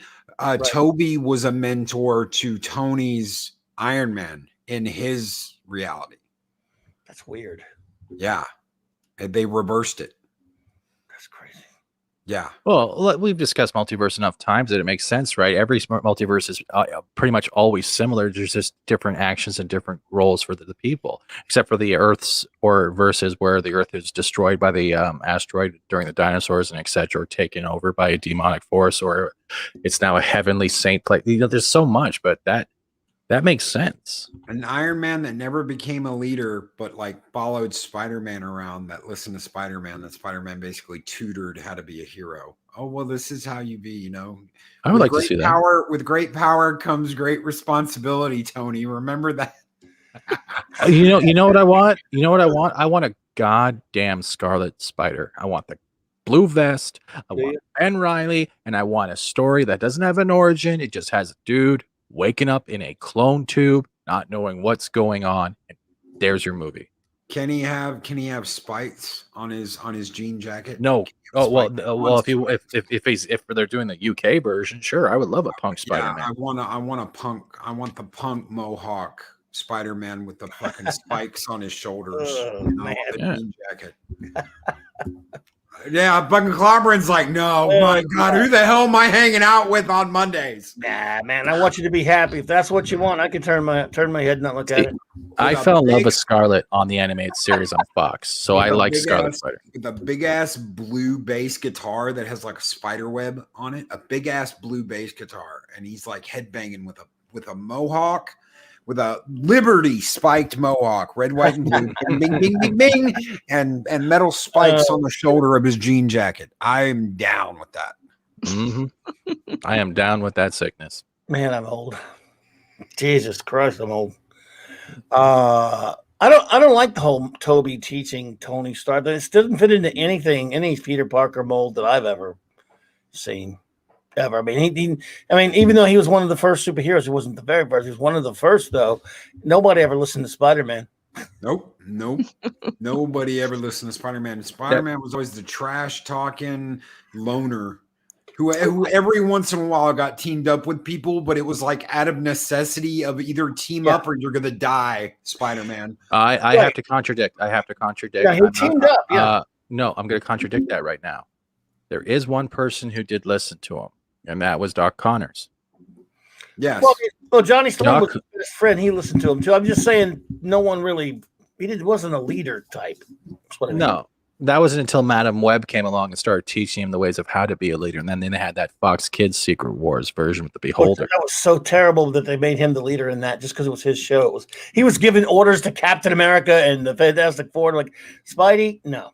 But even at the beginning, remember, they were all fighting each other because they didn't know what was going on. So it was still pretty cool watching all your heroes going into chaos. It had its moment for that time. No, but I get where you're coming from too. Yeah, well, people the other heroes respected him and liked him. They also got annoyed with him sometimes, and they teamed up with him in Marvel Team Up, and I love it. I'm just saying he was never a leader like Captain America or even Iron Man, although really Cap or a Reed Richards or somebody like that. But I mean, he was always kind of, I don't know. But I want Baghead Spider-Man to show up. That's what I want. Oh I want the paper baghead Spider-Man. Box lunch ready to go. That's what I want. When he was wearing the paper bag and wearing Johnny Storm's old FF outfit. Yeah, that's what I want. I want to see that. That'd be cool. It could happen, man. It could happen. Oh my goodness! So he'd wear the best paper bag ever. He would be stunning and recyclable. I like the temporary team ups. I like those back in the day. I like seeing Spider-Man on the new Fantastic Four with Ghost Rider and Wolverine and Grey Hulk. I like that shit back in the day. But you can't like keep him in a team. That's the thing. Spider-Man's not like keeping a team. He's like, okay, some shit's going down and he's got to do it. Okay, but if it's anything besides that, I don't want to. He's Spider-Man. He's supposed to be out doing his own shit. Exactly. He had the intelligence before he had the powers, and when he got the powers, he applied his intelligence to solve problems with villains, heroes, and other things. Yeah, he got help once in a while, especially with the Matt Murdock storyline. If you want to go with the Kingpin framing, but he always did things on his own. And when he got down, it was either Aunt May or Mary J, most likely, that gave him the prep talk. And most of the times, Aunt May would bring up an Uncle Ben story. And that Uncle Ben story would make him see something from a different point of view. They have lost that family, attachments. They made him a dumpster diver, too. I fucking hate that. Oh, I also hate him as an Avenger. I can't stand him being in the Avengers.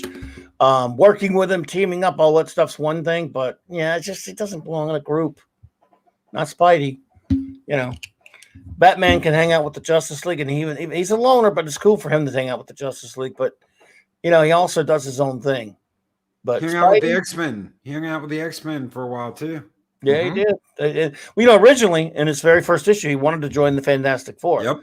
Which is why the very first issue of What If back in the mid-'70s was, what if Spider-Man had joined the Fantastic Four and they were the Fantastic Five, and it didn't end well. I mean, Spidey's a loner, but others agree with you. They want to see the Scarlet Spider as well. So, they might do that. I mean, they've got they've got 50,000 Spider people now, right? Oh God! I just had a nightmare. Oh my God! Okay, we're talking about how since Pietro got recast, what if we get? Oh my God, this would be horrible.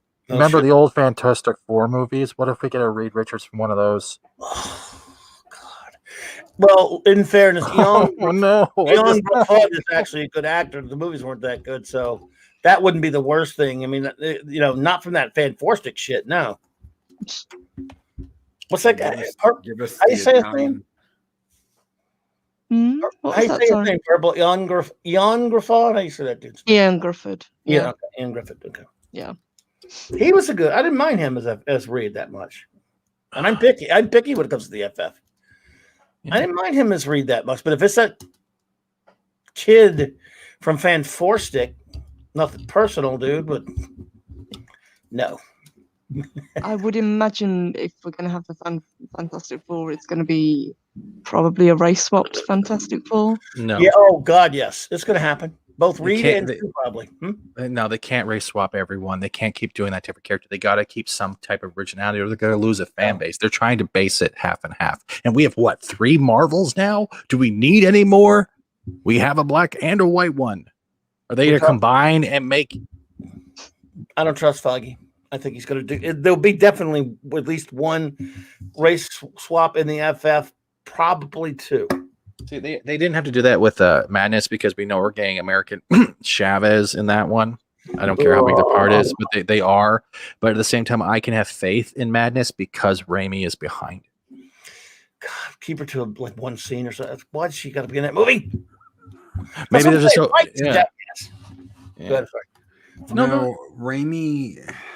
Okay, that first Spider-Man movie was good. I honestly found the second one boring.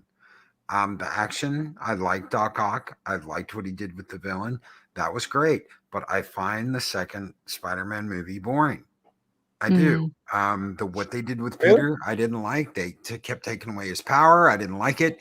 And then 3, he is a crying, whiny, emo bitch. God, please don't talk about 3 and the Topher Venom. We are as much as people love fucking Sam Raimi.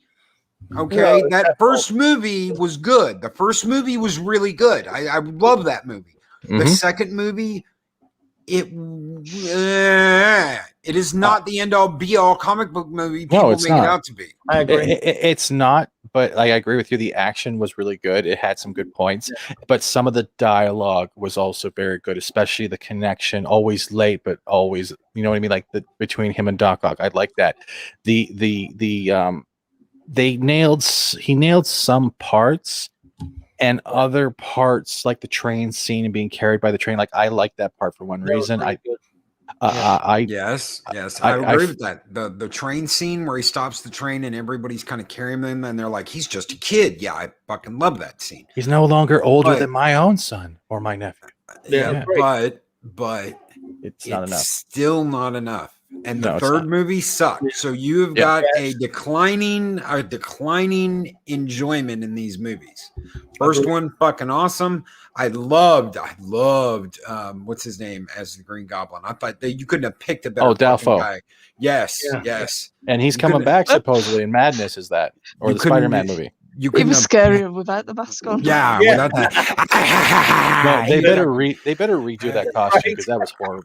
That's fucking brilliant. Power Rangers mask. Yeah.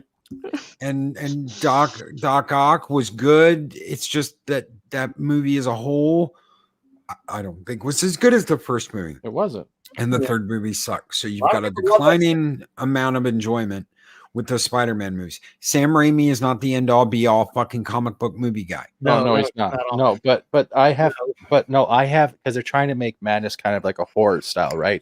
So I'm going on the Raimi Evil Dead Raimi, not the Spider-Man Raimi. Do you know what I mean? Oh, at least get Army of Darkness Raimi.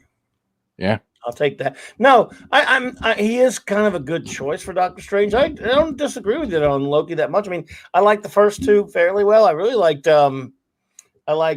Molina, and some of that stuff was taken from comics, but yeah, it gets a little tedious without his powers and stuff. So. You want to hear something else pretty cool? Supposedly the confirmation is that Netflix Daredevil Matt Murdock will be in the Spider-Man movie, but not as Daredevil, just Peter's lawyer.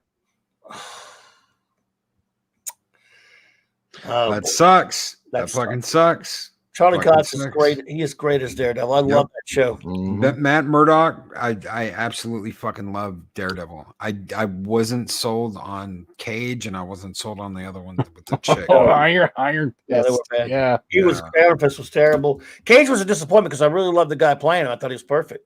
He is. The show just there was some good stuff in it, but no, both the seasons were disappointing to me.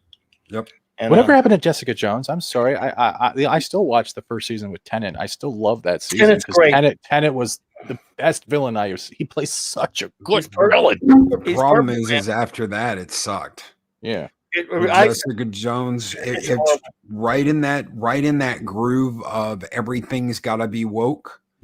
And it was bad. It was bad. Went woke titty up. Green titty milk up. It's green titty up. Yeah, I mean, David Tennant was worth watching that first season, and you got some of the Luke Cage stuff was cool too. But yeah, after that, man, I sat through the whole second season. I can't tell you why, but I did try to watch the third season, like one episode, and I'm like, what am I doing here? I can't. I watched every other Netflix show, every single one of them except that third season of Jessica Jones. I was done. That just makes me think. The way they were talking about the Blade movie, right? Oh. No. But listen to this. So let's say we're right. We're going back to WandaVision, and Satana is in that. You remember the Spirits of Vengeance, right? She was part of that team with Blade and Ghost Rider. That's true. Comic. So Spirits of Vengeance might be a future project we haven't heard about yet. Just don't make Ghost Rider. I'd rather have Midnight Suns though. Don't give Ghost Rider back to Nicolas Cage, please. God in heaven, don't give Ghost Rider.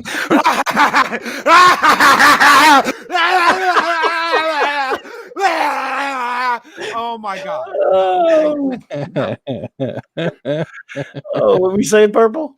Is Craven the Hunter supposed to be in the Keanu film? Reeves? Actually, it's Keanu Reeves. It's going to be a standalone film. They're supposed for Craven. Yeah, they're thinking about Keanu Reeves for Craven. Oh boy, I don't know.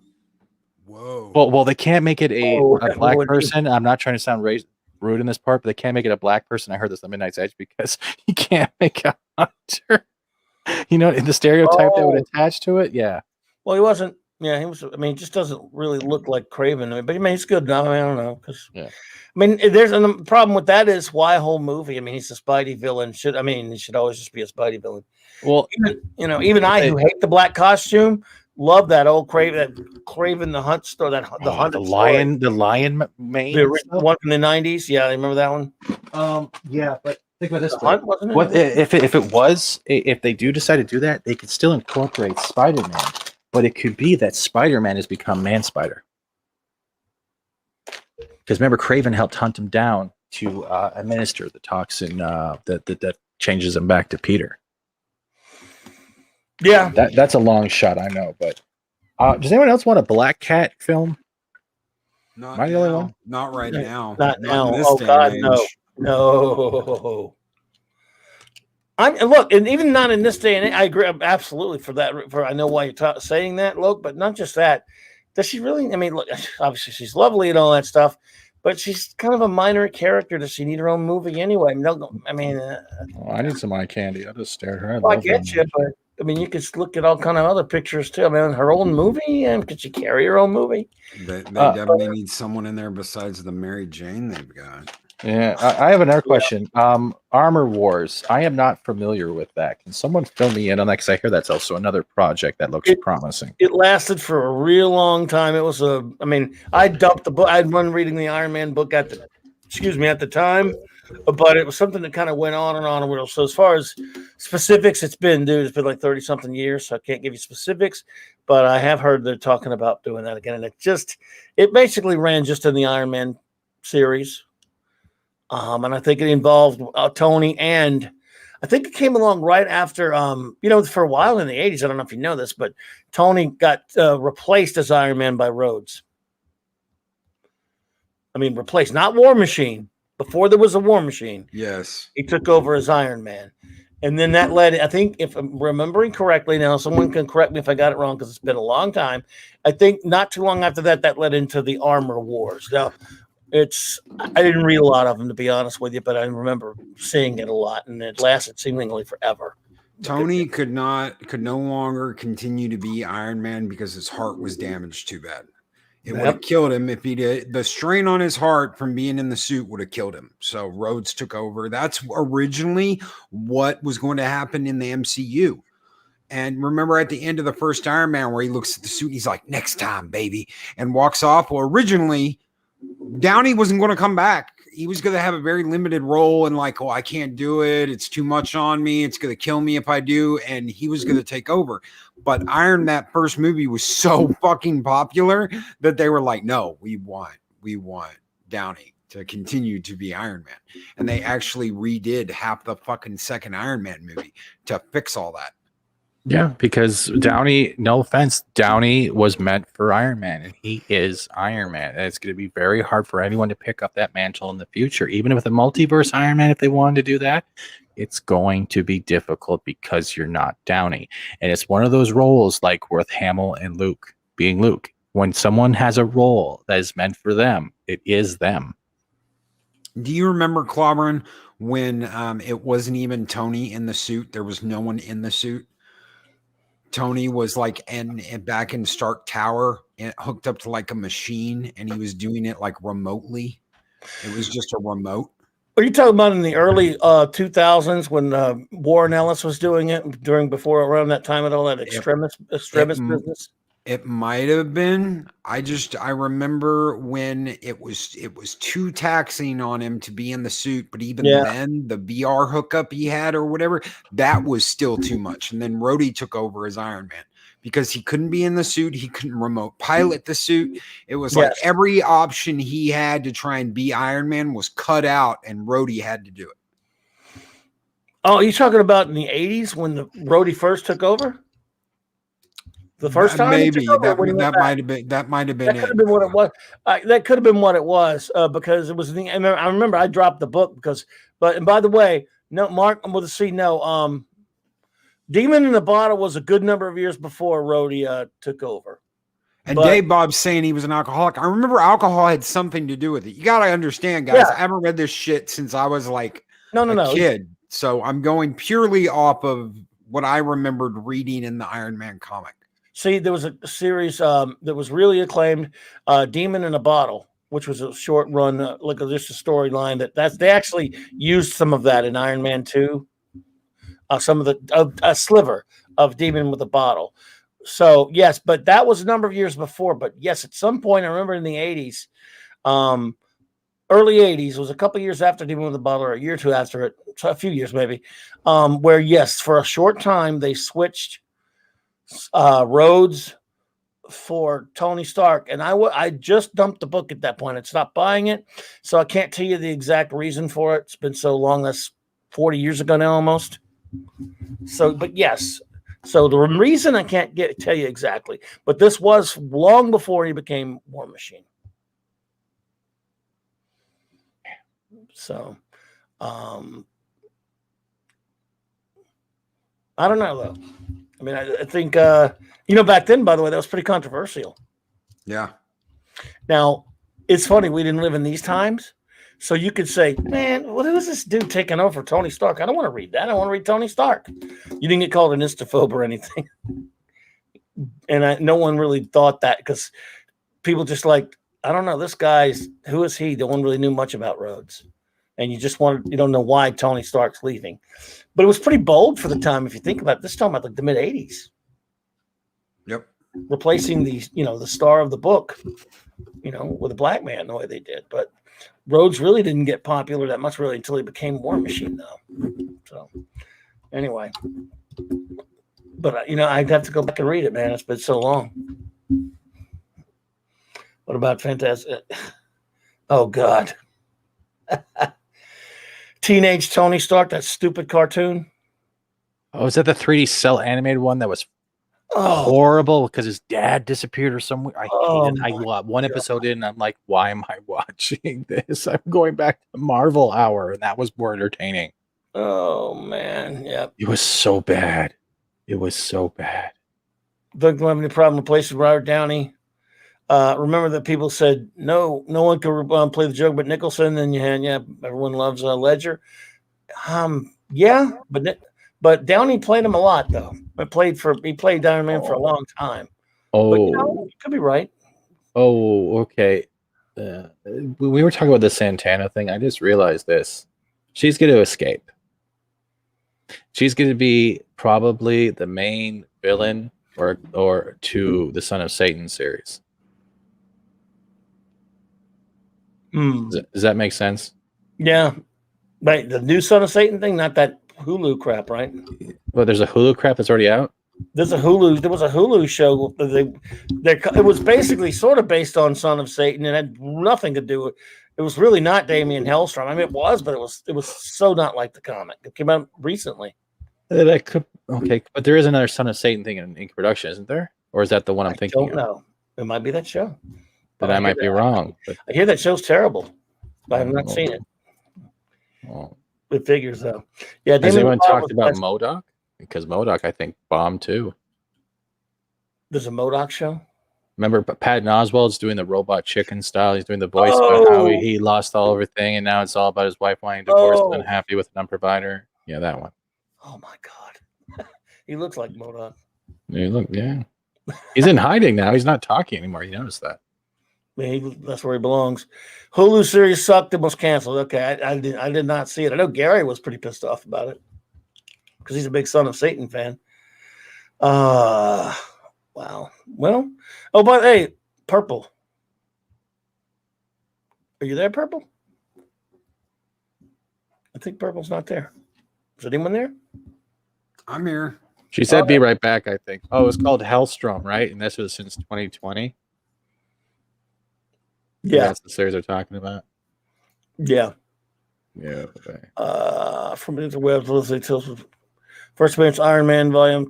Okay, so yeah, the telepresence armor first appeared in Iron Man 290, so that was in 93. There you go. So no, I mean, so you remember that one, Loki? I was not reading the comic at the time. I dumped a lot of Marvel in the 80s and into the 90s. I dumped a bunch of Marvel. I mean, I just stopped. Yeah, that was 93. Yeah, that about makes sense because I would have been 13 and 14, and I stopped reading about 2000. So I remember I was young. I don't remember how old I was, but I remember I was young. She's back. You're back. Yep. Welcome back. I'm here. I was going to show you what I ordered today. Oh, what did you order? Flipper. What? Yes, but that's going to be a while. They called him Flipper. Oh, wow. That is awesome. Man. And look at the old packaging from the 90s Toy Biz. How tall is it? It's just a regular size. It just looks big because of that. Oh, damn. Sideshow. I've got a new cute. Doctor Doom coming out, but they haven't shown the pictures of it yet. For an action figure, look at the detail on this one. Huh? I mean, and it comes with a bunch of pieces and stuff. There's a guy on Facebook near me who's selling a bunch of those ones in the same seal, the original ones as well. And like he had Wolverine, Ghost Rider, and all that stuff. I have all the FF ones they did, and I have 2 of the Fantastic Car, which is gigantic and in big pieces. It's like they all fit in there. Have you ever seen that one? You should see my FF Toy Biz toys from the 90s. I've seen that one. My excuse was when I bought them back then, it was for my kids. And I'm sticking to it. Kaylee Chow, Roll Tide. Oh, sorry. Anyway, yeah. Oh, but see this one here. So I'll have to see if I can find that figure. That's awesome. Yeah, just came out. They got a Kang the Conqueror one out there too that I want. Oh, and I got the original. See these Marvel Legends figures. They really Hasbro's idiots though. Hasbro's a bunch of jackoffs though. They put a Shang. Sorry, Steve mentioned Shang-Chi figure that I got, Master of Kung Fu. You know him? They're making that movie, and he's not wearing his robe thingy. He has pants though, at least. He has pants, so that's good, right? I don't know. It depends on the mood for pants. Yeah, but no, I didn't have the damn robe. But what are you doing here? I had to put the old one I had from the older toy on him that had a cloth one. Well, we're going for the 2 hours there, folks. Does anyone have anything else to add before we start wrapping things up, my friends? There's a Loki action figure I was going to share with you, but I can't. Oh, can you find it? Is it a Marvel Legends one? No, it's the other one. It's the limited edition from Japan. It has the Japanese kanji on it. You know what? I'm just going to take a picture of it. Give me just a second. And I'll send it to you. Now, is it movie Loki or what? Yeah, it's the movie Loki. Because I like the comic one. So there's a bunch of them. I want this one. This one here. You won't like this one, probably, but this is the one I want. Let me see, because I like the comic book versions of stuff. Me too. I don't like the even though I love the movies. I don't know about you. I never get the movie ones much. Do you? I like some of them. I've got one of the Loki hot toy figures. Yeah, Cool. That's some expensive stuff right there. Those Hot Toys. I forgot to ask an important question. Purple, when can I move in and so I can be your professional hot toy cleaner? I'll polish it really well. I promise. Check your Twitter, Clobberin. Okay, let's see here. Sorry, See, that's that the was only way I could do it. I looked for the pictures of it, but I can't find it. So I like those toys, but I hate that they come with extra bits like the leg of the Hulk. Yeah. Just yeah, looks weird. Yeah. This one's a whole different animal. This is the Bandai. Oh, wow. This is the Bandai. Let me click. My cartage came with so many of his red tentacles. I there's not enough spots to put them all on. And I'm like, why did you give me so many? And there's so many hands. I'm like, oh my god, I can't do this right now. Because let me get this one off of there so I can find. Oh, that looks cool, man. Let me see. We'll show it in just a sec here. Find it here. There we go.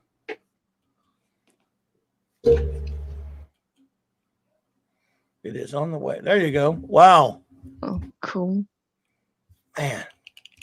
Yeah, that's the Bandai Loki. He's not that big, but you can swap him. You can swap all his parts out. Hail Rod Thunderheart. Good to see you, my friend. So he's got multiple heads. He's got like a muzzle. He's got the scepter. He's got the tesseract. He's got the chain, so you can like chain him up. And looks like the smaller version of the one that I've got. Oh, you got that one? Cool. Yeah, I've got the Hot Toys version, which is about 12 inches tall. I think they are. Yeah, is the cape plastic or cloth? I have no idea. I've never opened it. So you have this one. You said I thought you said you're ordering it. You have this one now? No, I've got that one. That's in my hand. Yeah, I can. I've just never ordered. I've never opened it. That should be cloth, I think, because it's got a wire, so you can position it the cloak. It's a regular action figure size. Yeah. It's like that fits in my hand. That box fits in my hand. That is beautiful. I want this one. I want the comic book one, but that is cool though too.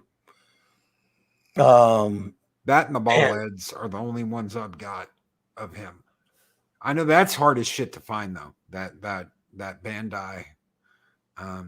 That's one of those like, holy shit, how do you get one of those? Well, you just Do you have any of the other ones? Nope, just I've got that one Funko Pop that's like $700, the gray skinned Loki that they only had like so many of them.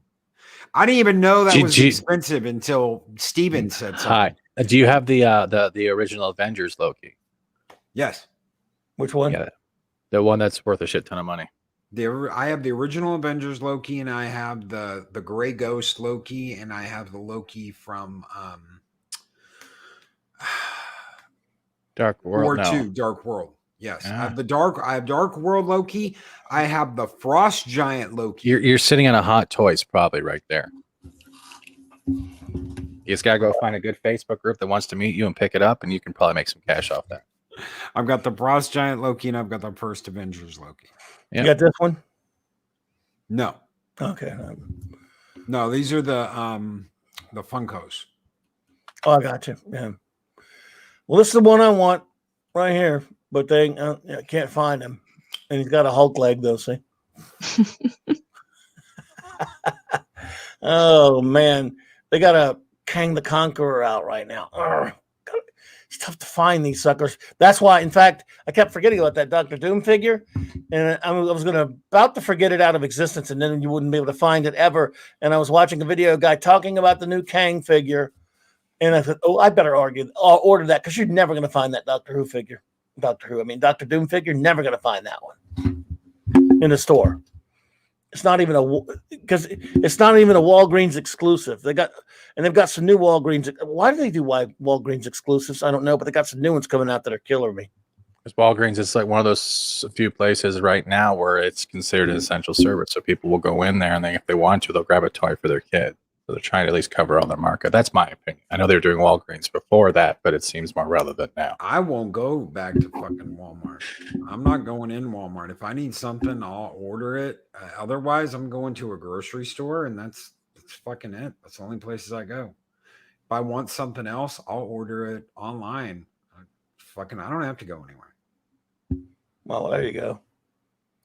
Oh, that Loki's on Amazon. Yeah, I'd probably just get that one probably. And they want to get this Kang. I'm probably gonna have to order it. Because you ain't gonna find it at Walmart, that's for sure. There's like a samurai Loki for $28.50 on eBay. He's like he's got like the cloak and the huge oversized horns, but he's all samurai'd out. Oh, have you seen the medieval Loki? Medieval Loki. No. I think there's a medieval Loki. I'm trying to remember if it was Onslaught. Is it the Onslaught Loki? It was a medieval. God damn it. Somebody did. That's a different one. See, getting Kang without his chair is kind of weird.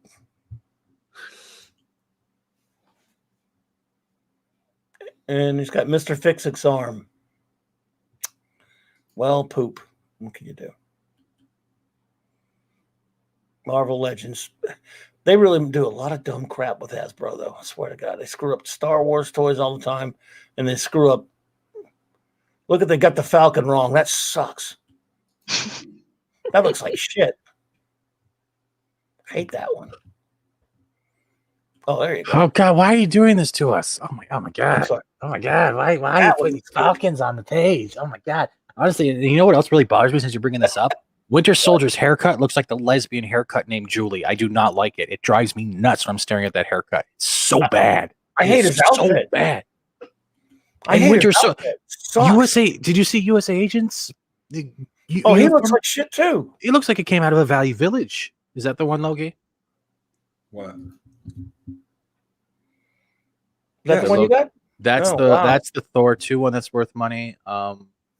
Then there's I think I have this one somewhere. I don't know where he is, but then there's also a gold Loki if you can find that one. Wow, I don't have that one. There's the blue one with the red eyes as well. There's also the Funko one where Hulk is smashing him. This is an actual. They actually do dioramas too, so they have a whole bunch of that one. There's also where he's chained up with the Tesseract. That was the Funko store exclusive. There's Jesus Christ. Yeah. There's also the Venom one. Oh wow, Venom Loki. Yeah, I'm not gonna buy that. Yeah, I know. I'm not telling you I just if I came across it in a store and I saw it, I was like, okay, cool, it's Loki. I'll buy it. Do you have this one though? Yes. With the Funko Con exclusive sticker. Yep. That you're sitting on coin, bro. You're sitting on damn coin. And there are a lot of women collectors who are looking for those Lokis. Not to say that women have fantasized, but you know what I mean. Oh, there it is. That's the blue one with the red eyes. So do you have these two purple? Do you have a lot of Funkos or no? Not really. I've got a couple of the Doctor Doom ones. I have the original Doctor Doom, I think, somewhere. I had the Comic-Con, I think, one as well. I know I have a bunch of stuff. I even have the old Visions. I have Hellboy. I thought the silver Loki was from Dark World. I just thought it was Dark World. It says Thor #2 on it, but I always thought it was from Dark World. It is this. It should say the Dark World underneath, doesn't it? I don't know. That says the Mightiest Avenger. Okay. What? No, #2 is the actual number of the pop. Yeah. Okay. Yeah, that's what I have. But I just thought that came from. I thought that was from like his death scene in Dark World. So I bought it. I've got that one. I've got the Frost Giant, but he's all gray. He doesn't have the red eyes. He's like all gray. Funko's pissing me off anyway. They almost made me buy a Funko. Those sons of bitches. I hate them. And there's one at the store I almost bought. And I'm so ashamed that I almost did, but I didn't. Motherfucker. At Target. It's the Thing, but it's a gigantic one. It's like 5 times bigger than a normal. You're talking about the 12 inches one. Yeah, they have a they have a Thanos one as well. Almost got it, but 36. Go back up. Go back up. Back up. 36. Right there. No. Down 2. There you go. Look, 36. Which one? Down one. Down one more to your right. Yeah. I have that one too. Yeah. Yep. That one's not worth as much, I don't think. Okay. Hot Topic exclusive. I worked there, remember? So That's the black and white one I've got. That's another one. That's pretty cool. Everyone was fawning over that. I even have like some reverse and black flashes somewhere too. I have the yellow flash. I have a lot.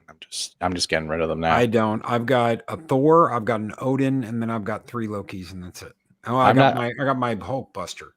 That's it. I'm not showing you my walls again because they're like 3 layers deep. But if one day I'll have to make it, I'll have to take a picture. But like, I didn't know any of that shit was worth anything. I've never taken them out of their box ever. then you're good. So Get one of those hard protectors for them then right away. okay. And you will sit on it. Like I have tons. I even have like the Deadeye from Evil Dead. I have G.I. Joes. I have Stan Lee's. I have Burrito. I even have a Wampa and stuff. Oh, Dark Palpatine. Wow. Yeah.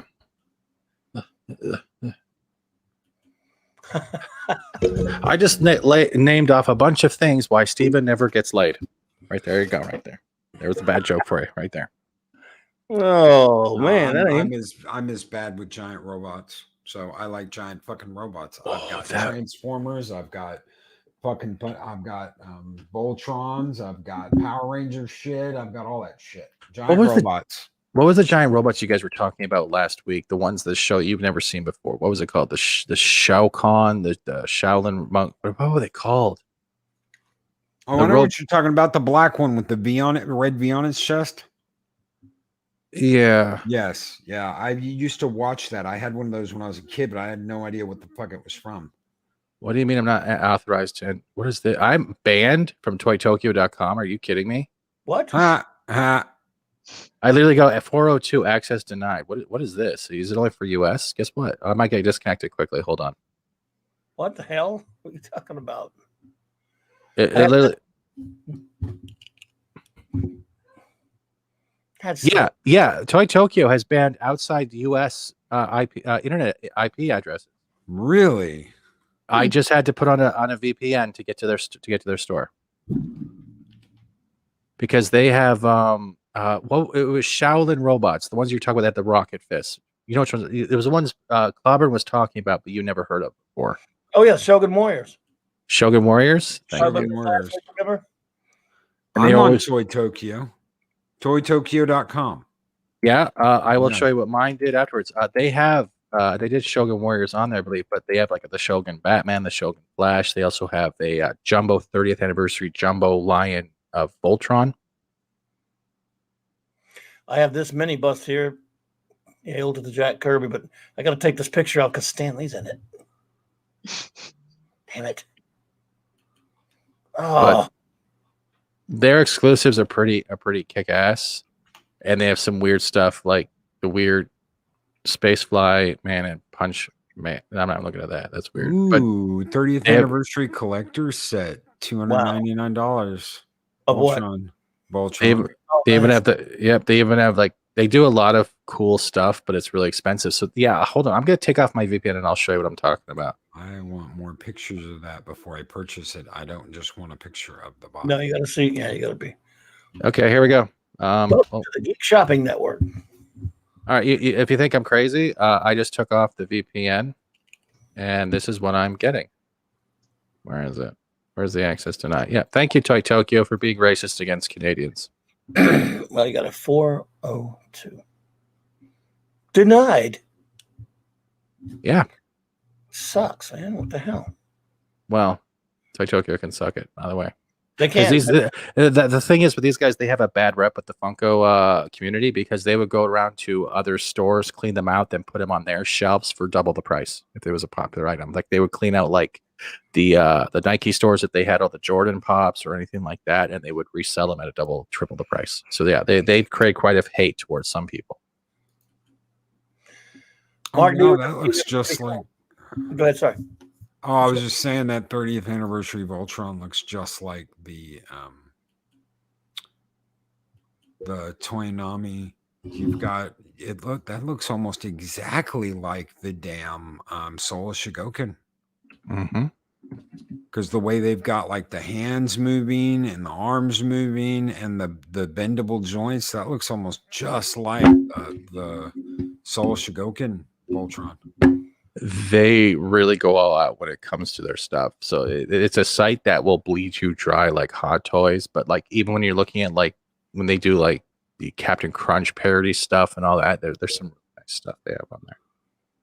I miss Fugitive Toys. Fugitive Toys used to do the Fugitive box every few months, and it got to the point if people couldn't get the boxes because they were eliminated, they started sending emails and death threats and got that whole box canceled, and it was never the same since.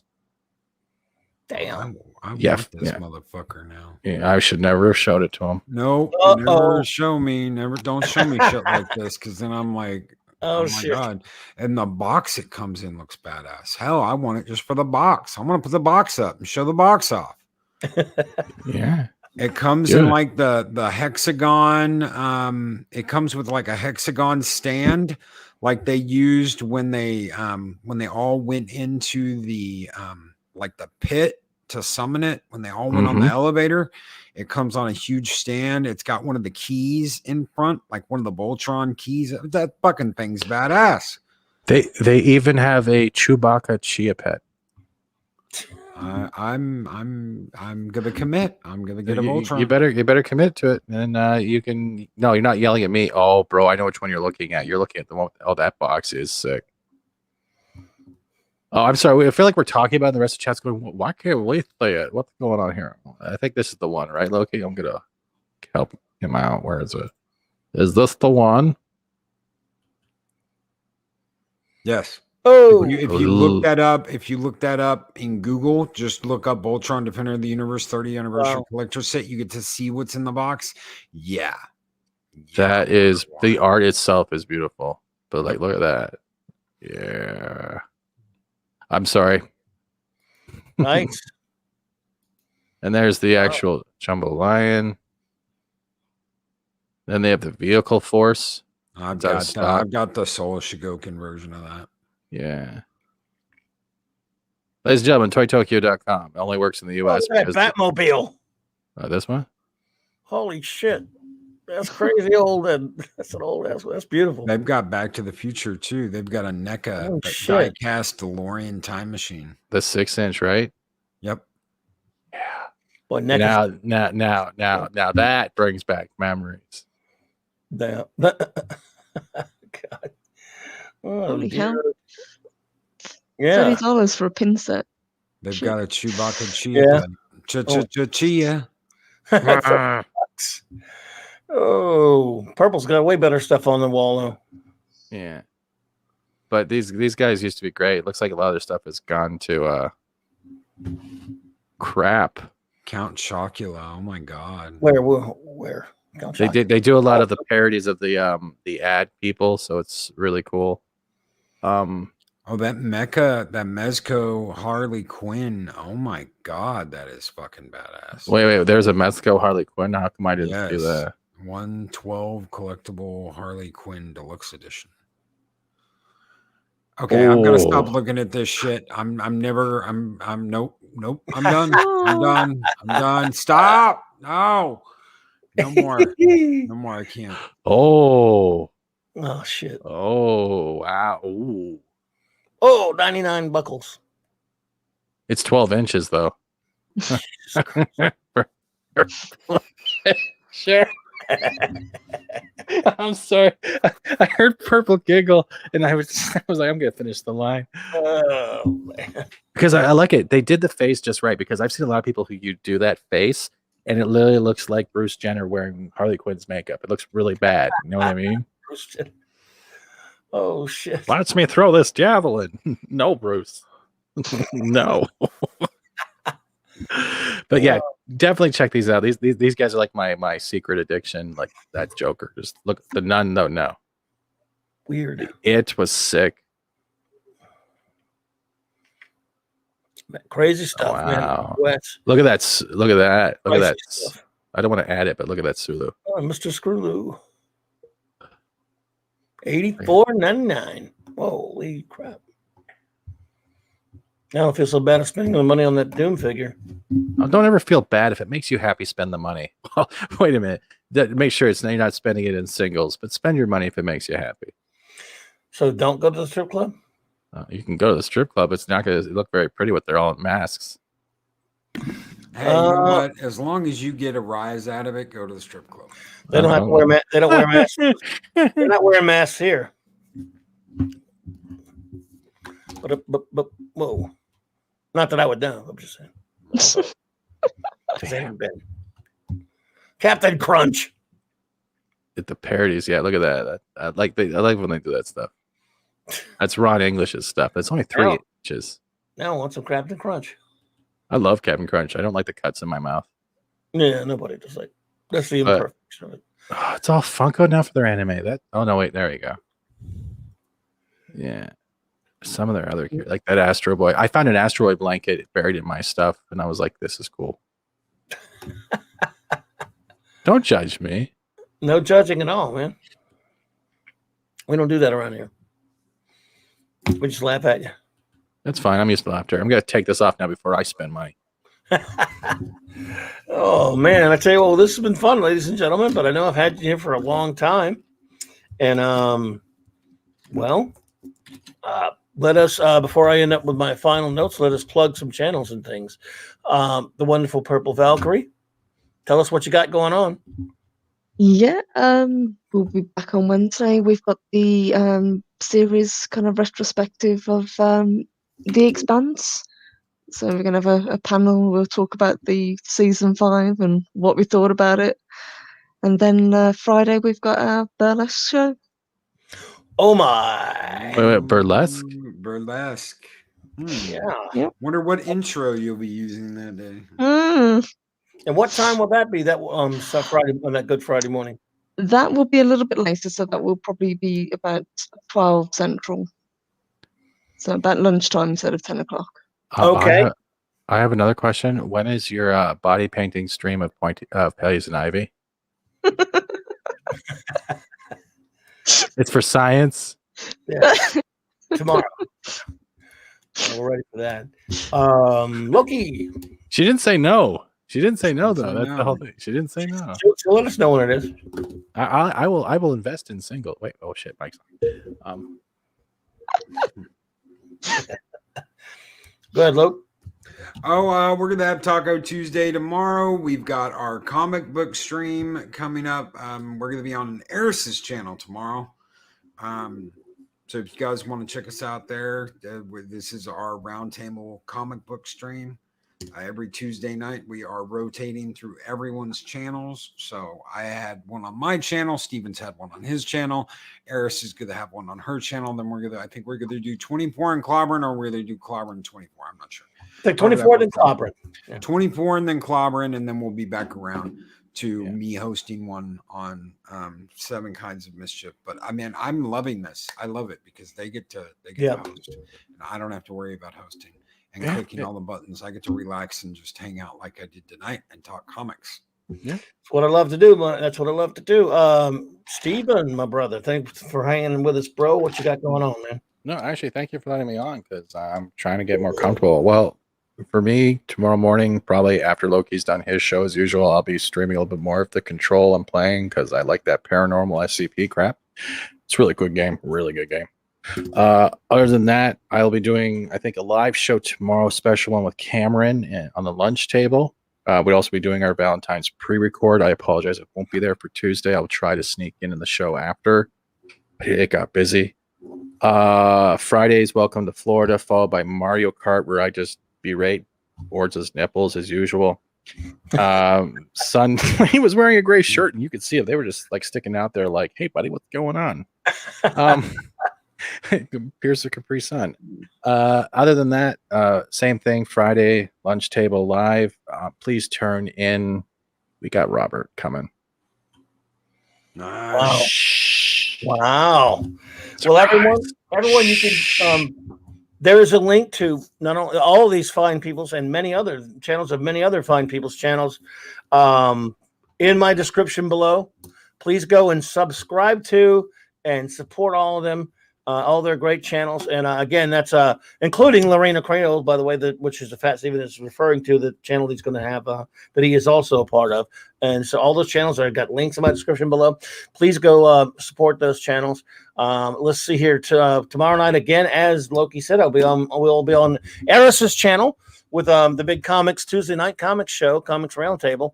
Wednesday night, I'll be doing my Open Geek Talk usual, and then Thursday afternoon, my Thursday daytime show.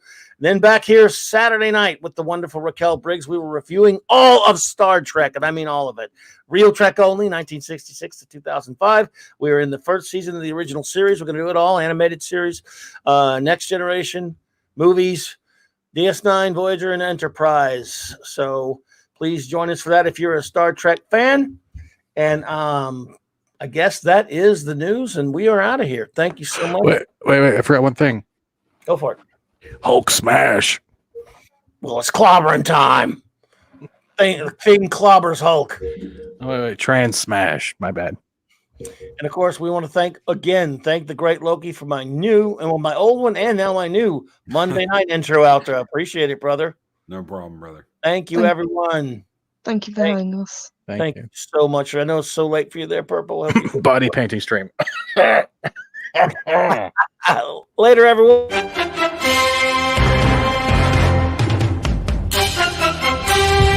It's clobbering time!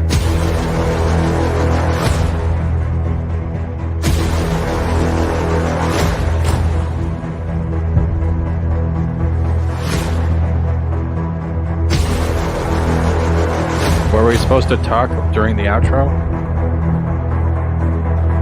No, we're doing it anyway. Was I supposed to wear pants? Yeah. Get the memo, man?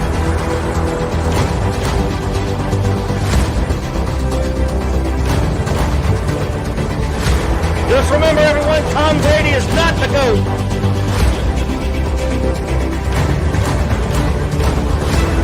I will be body painting. With an H. I will be body painting myself tomorrow live. Tom Brady's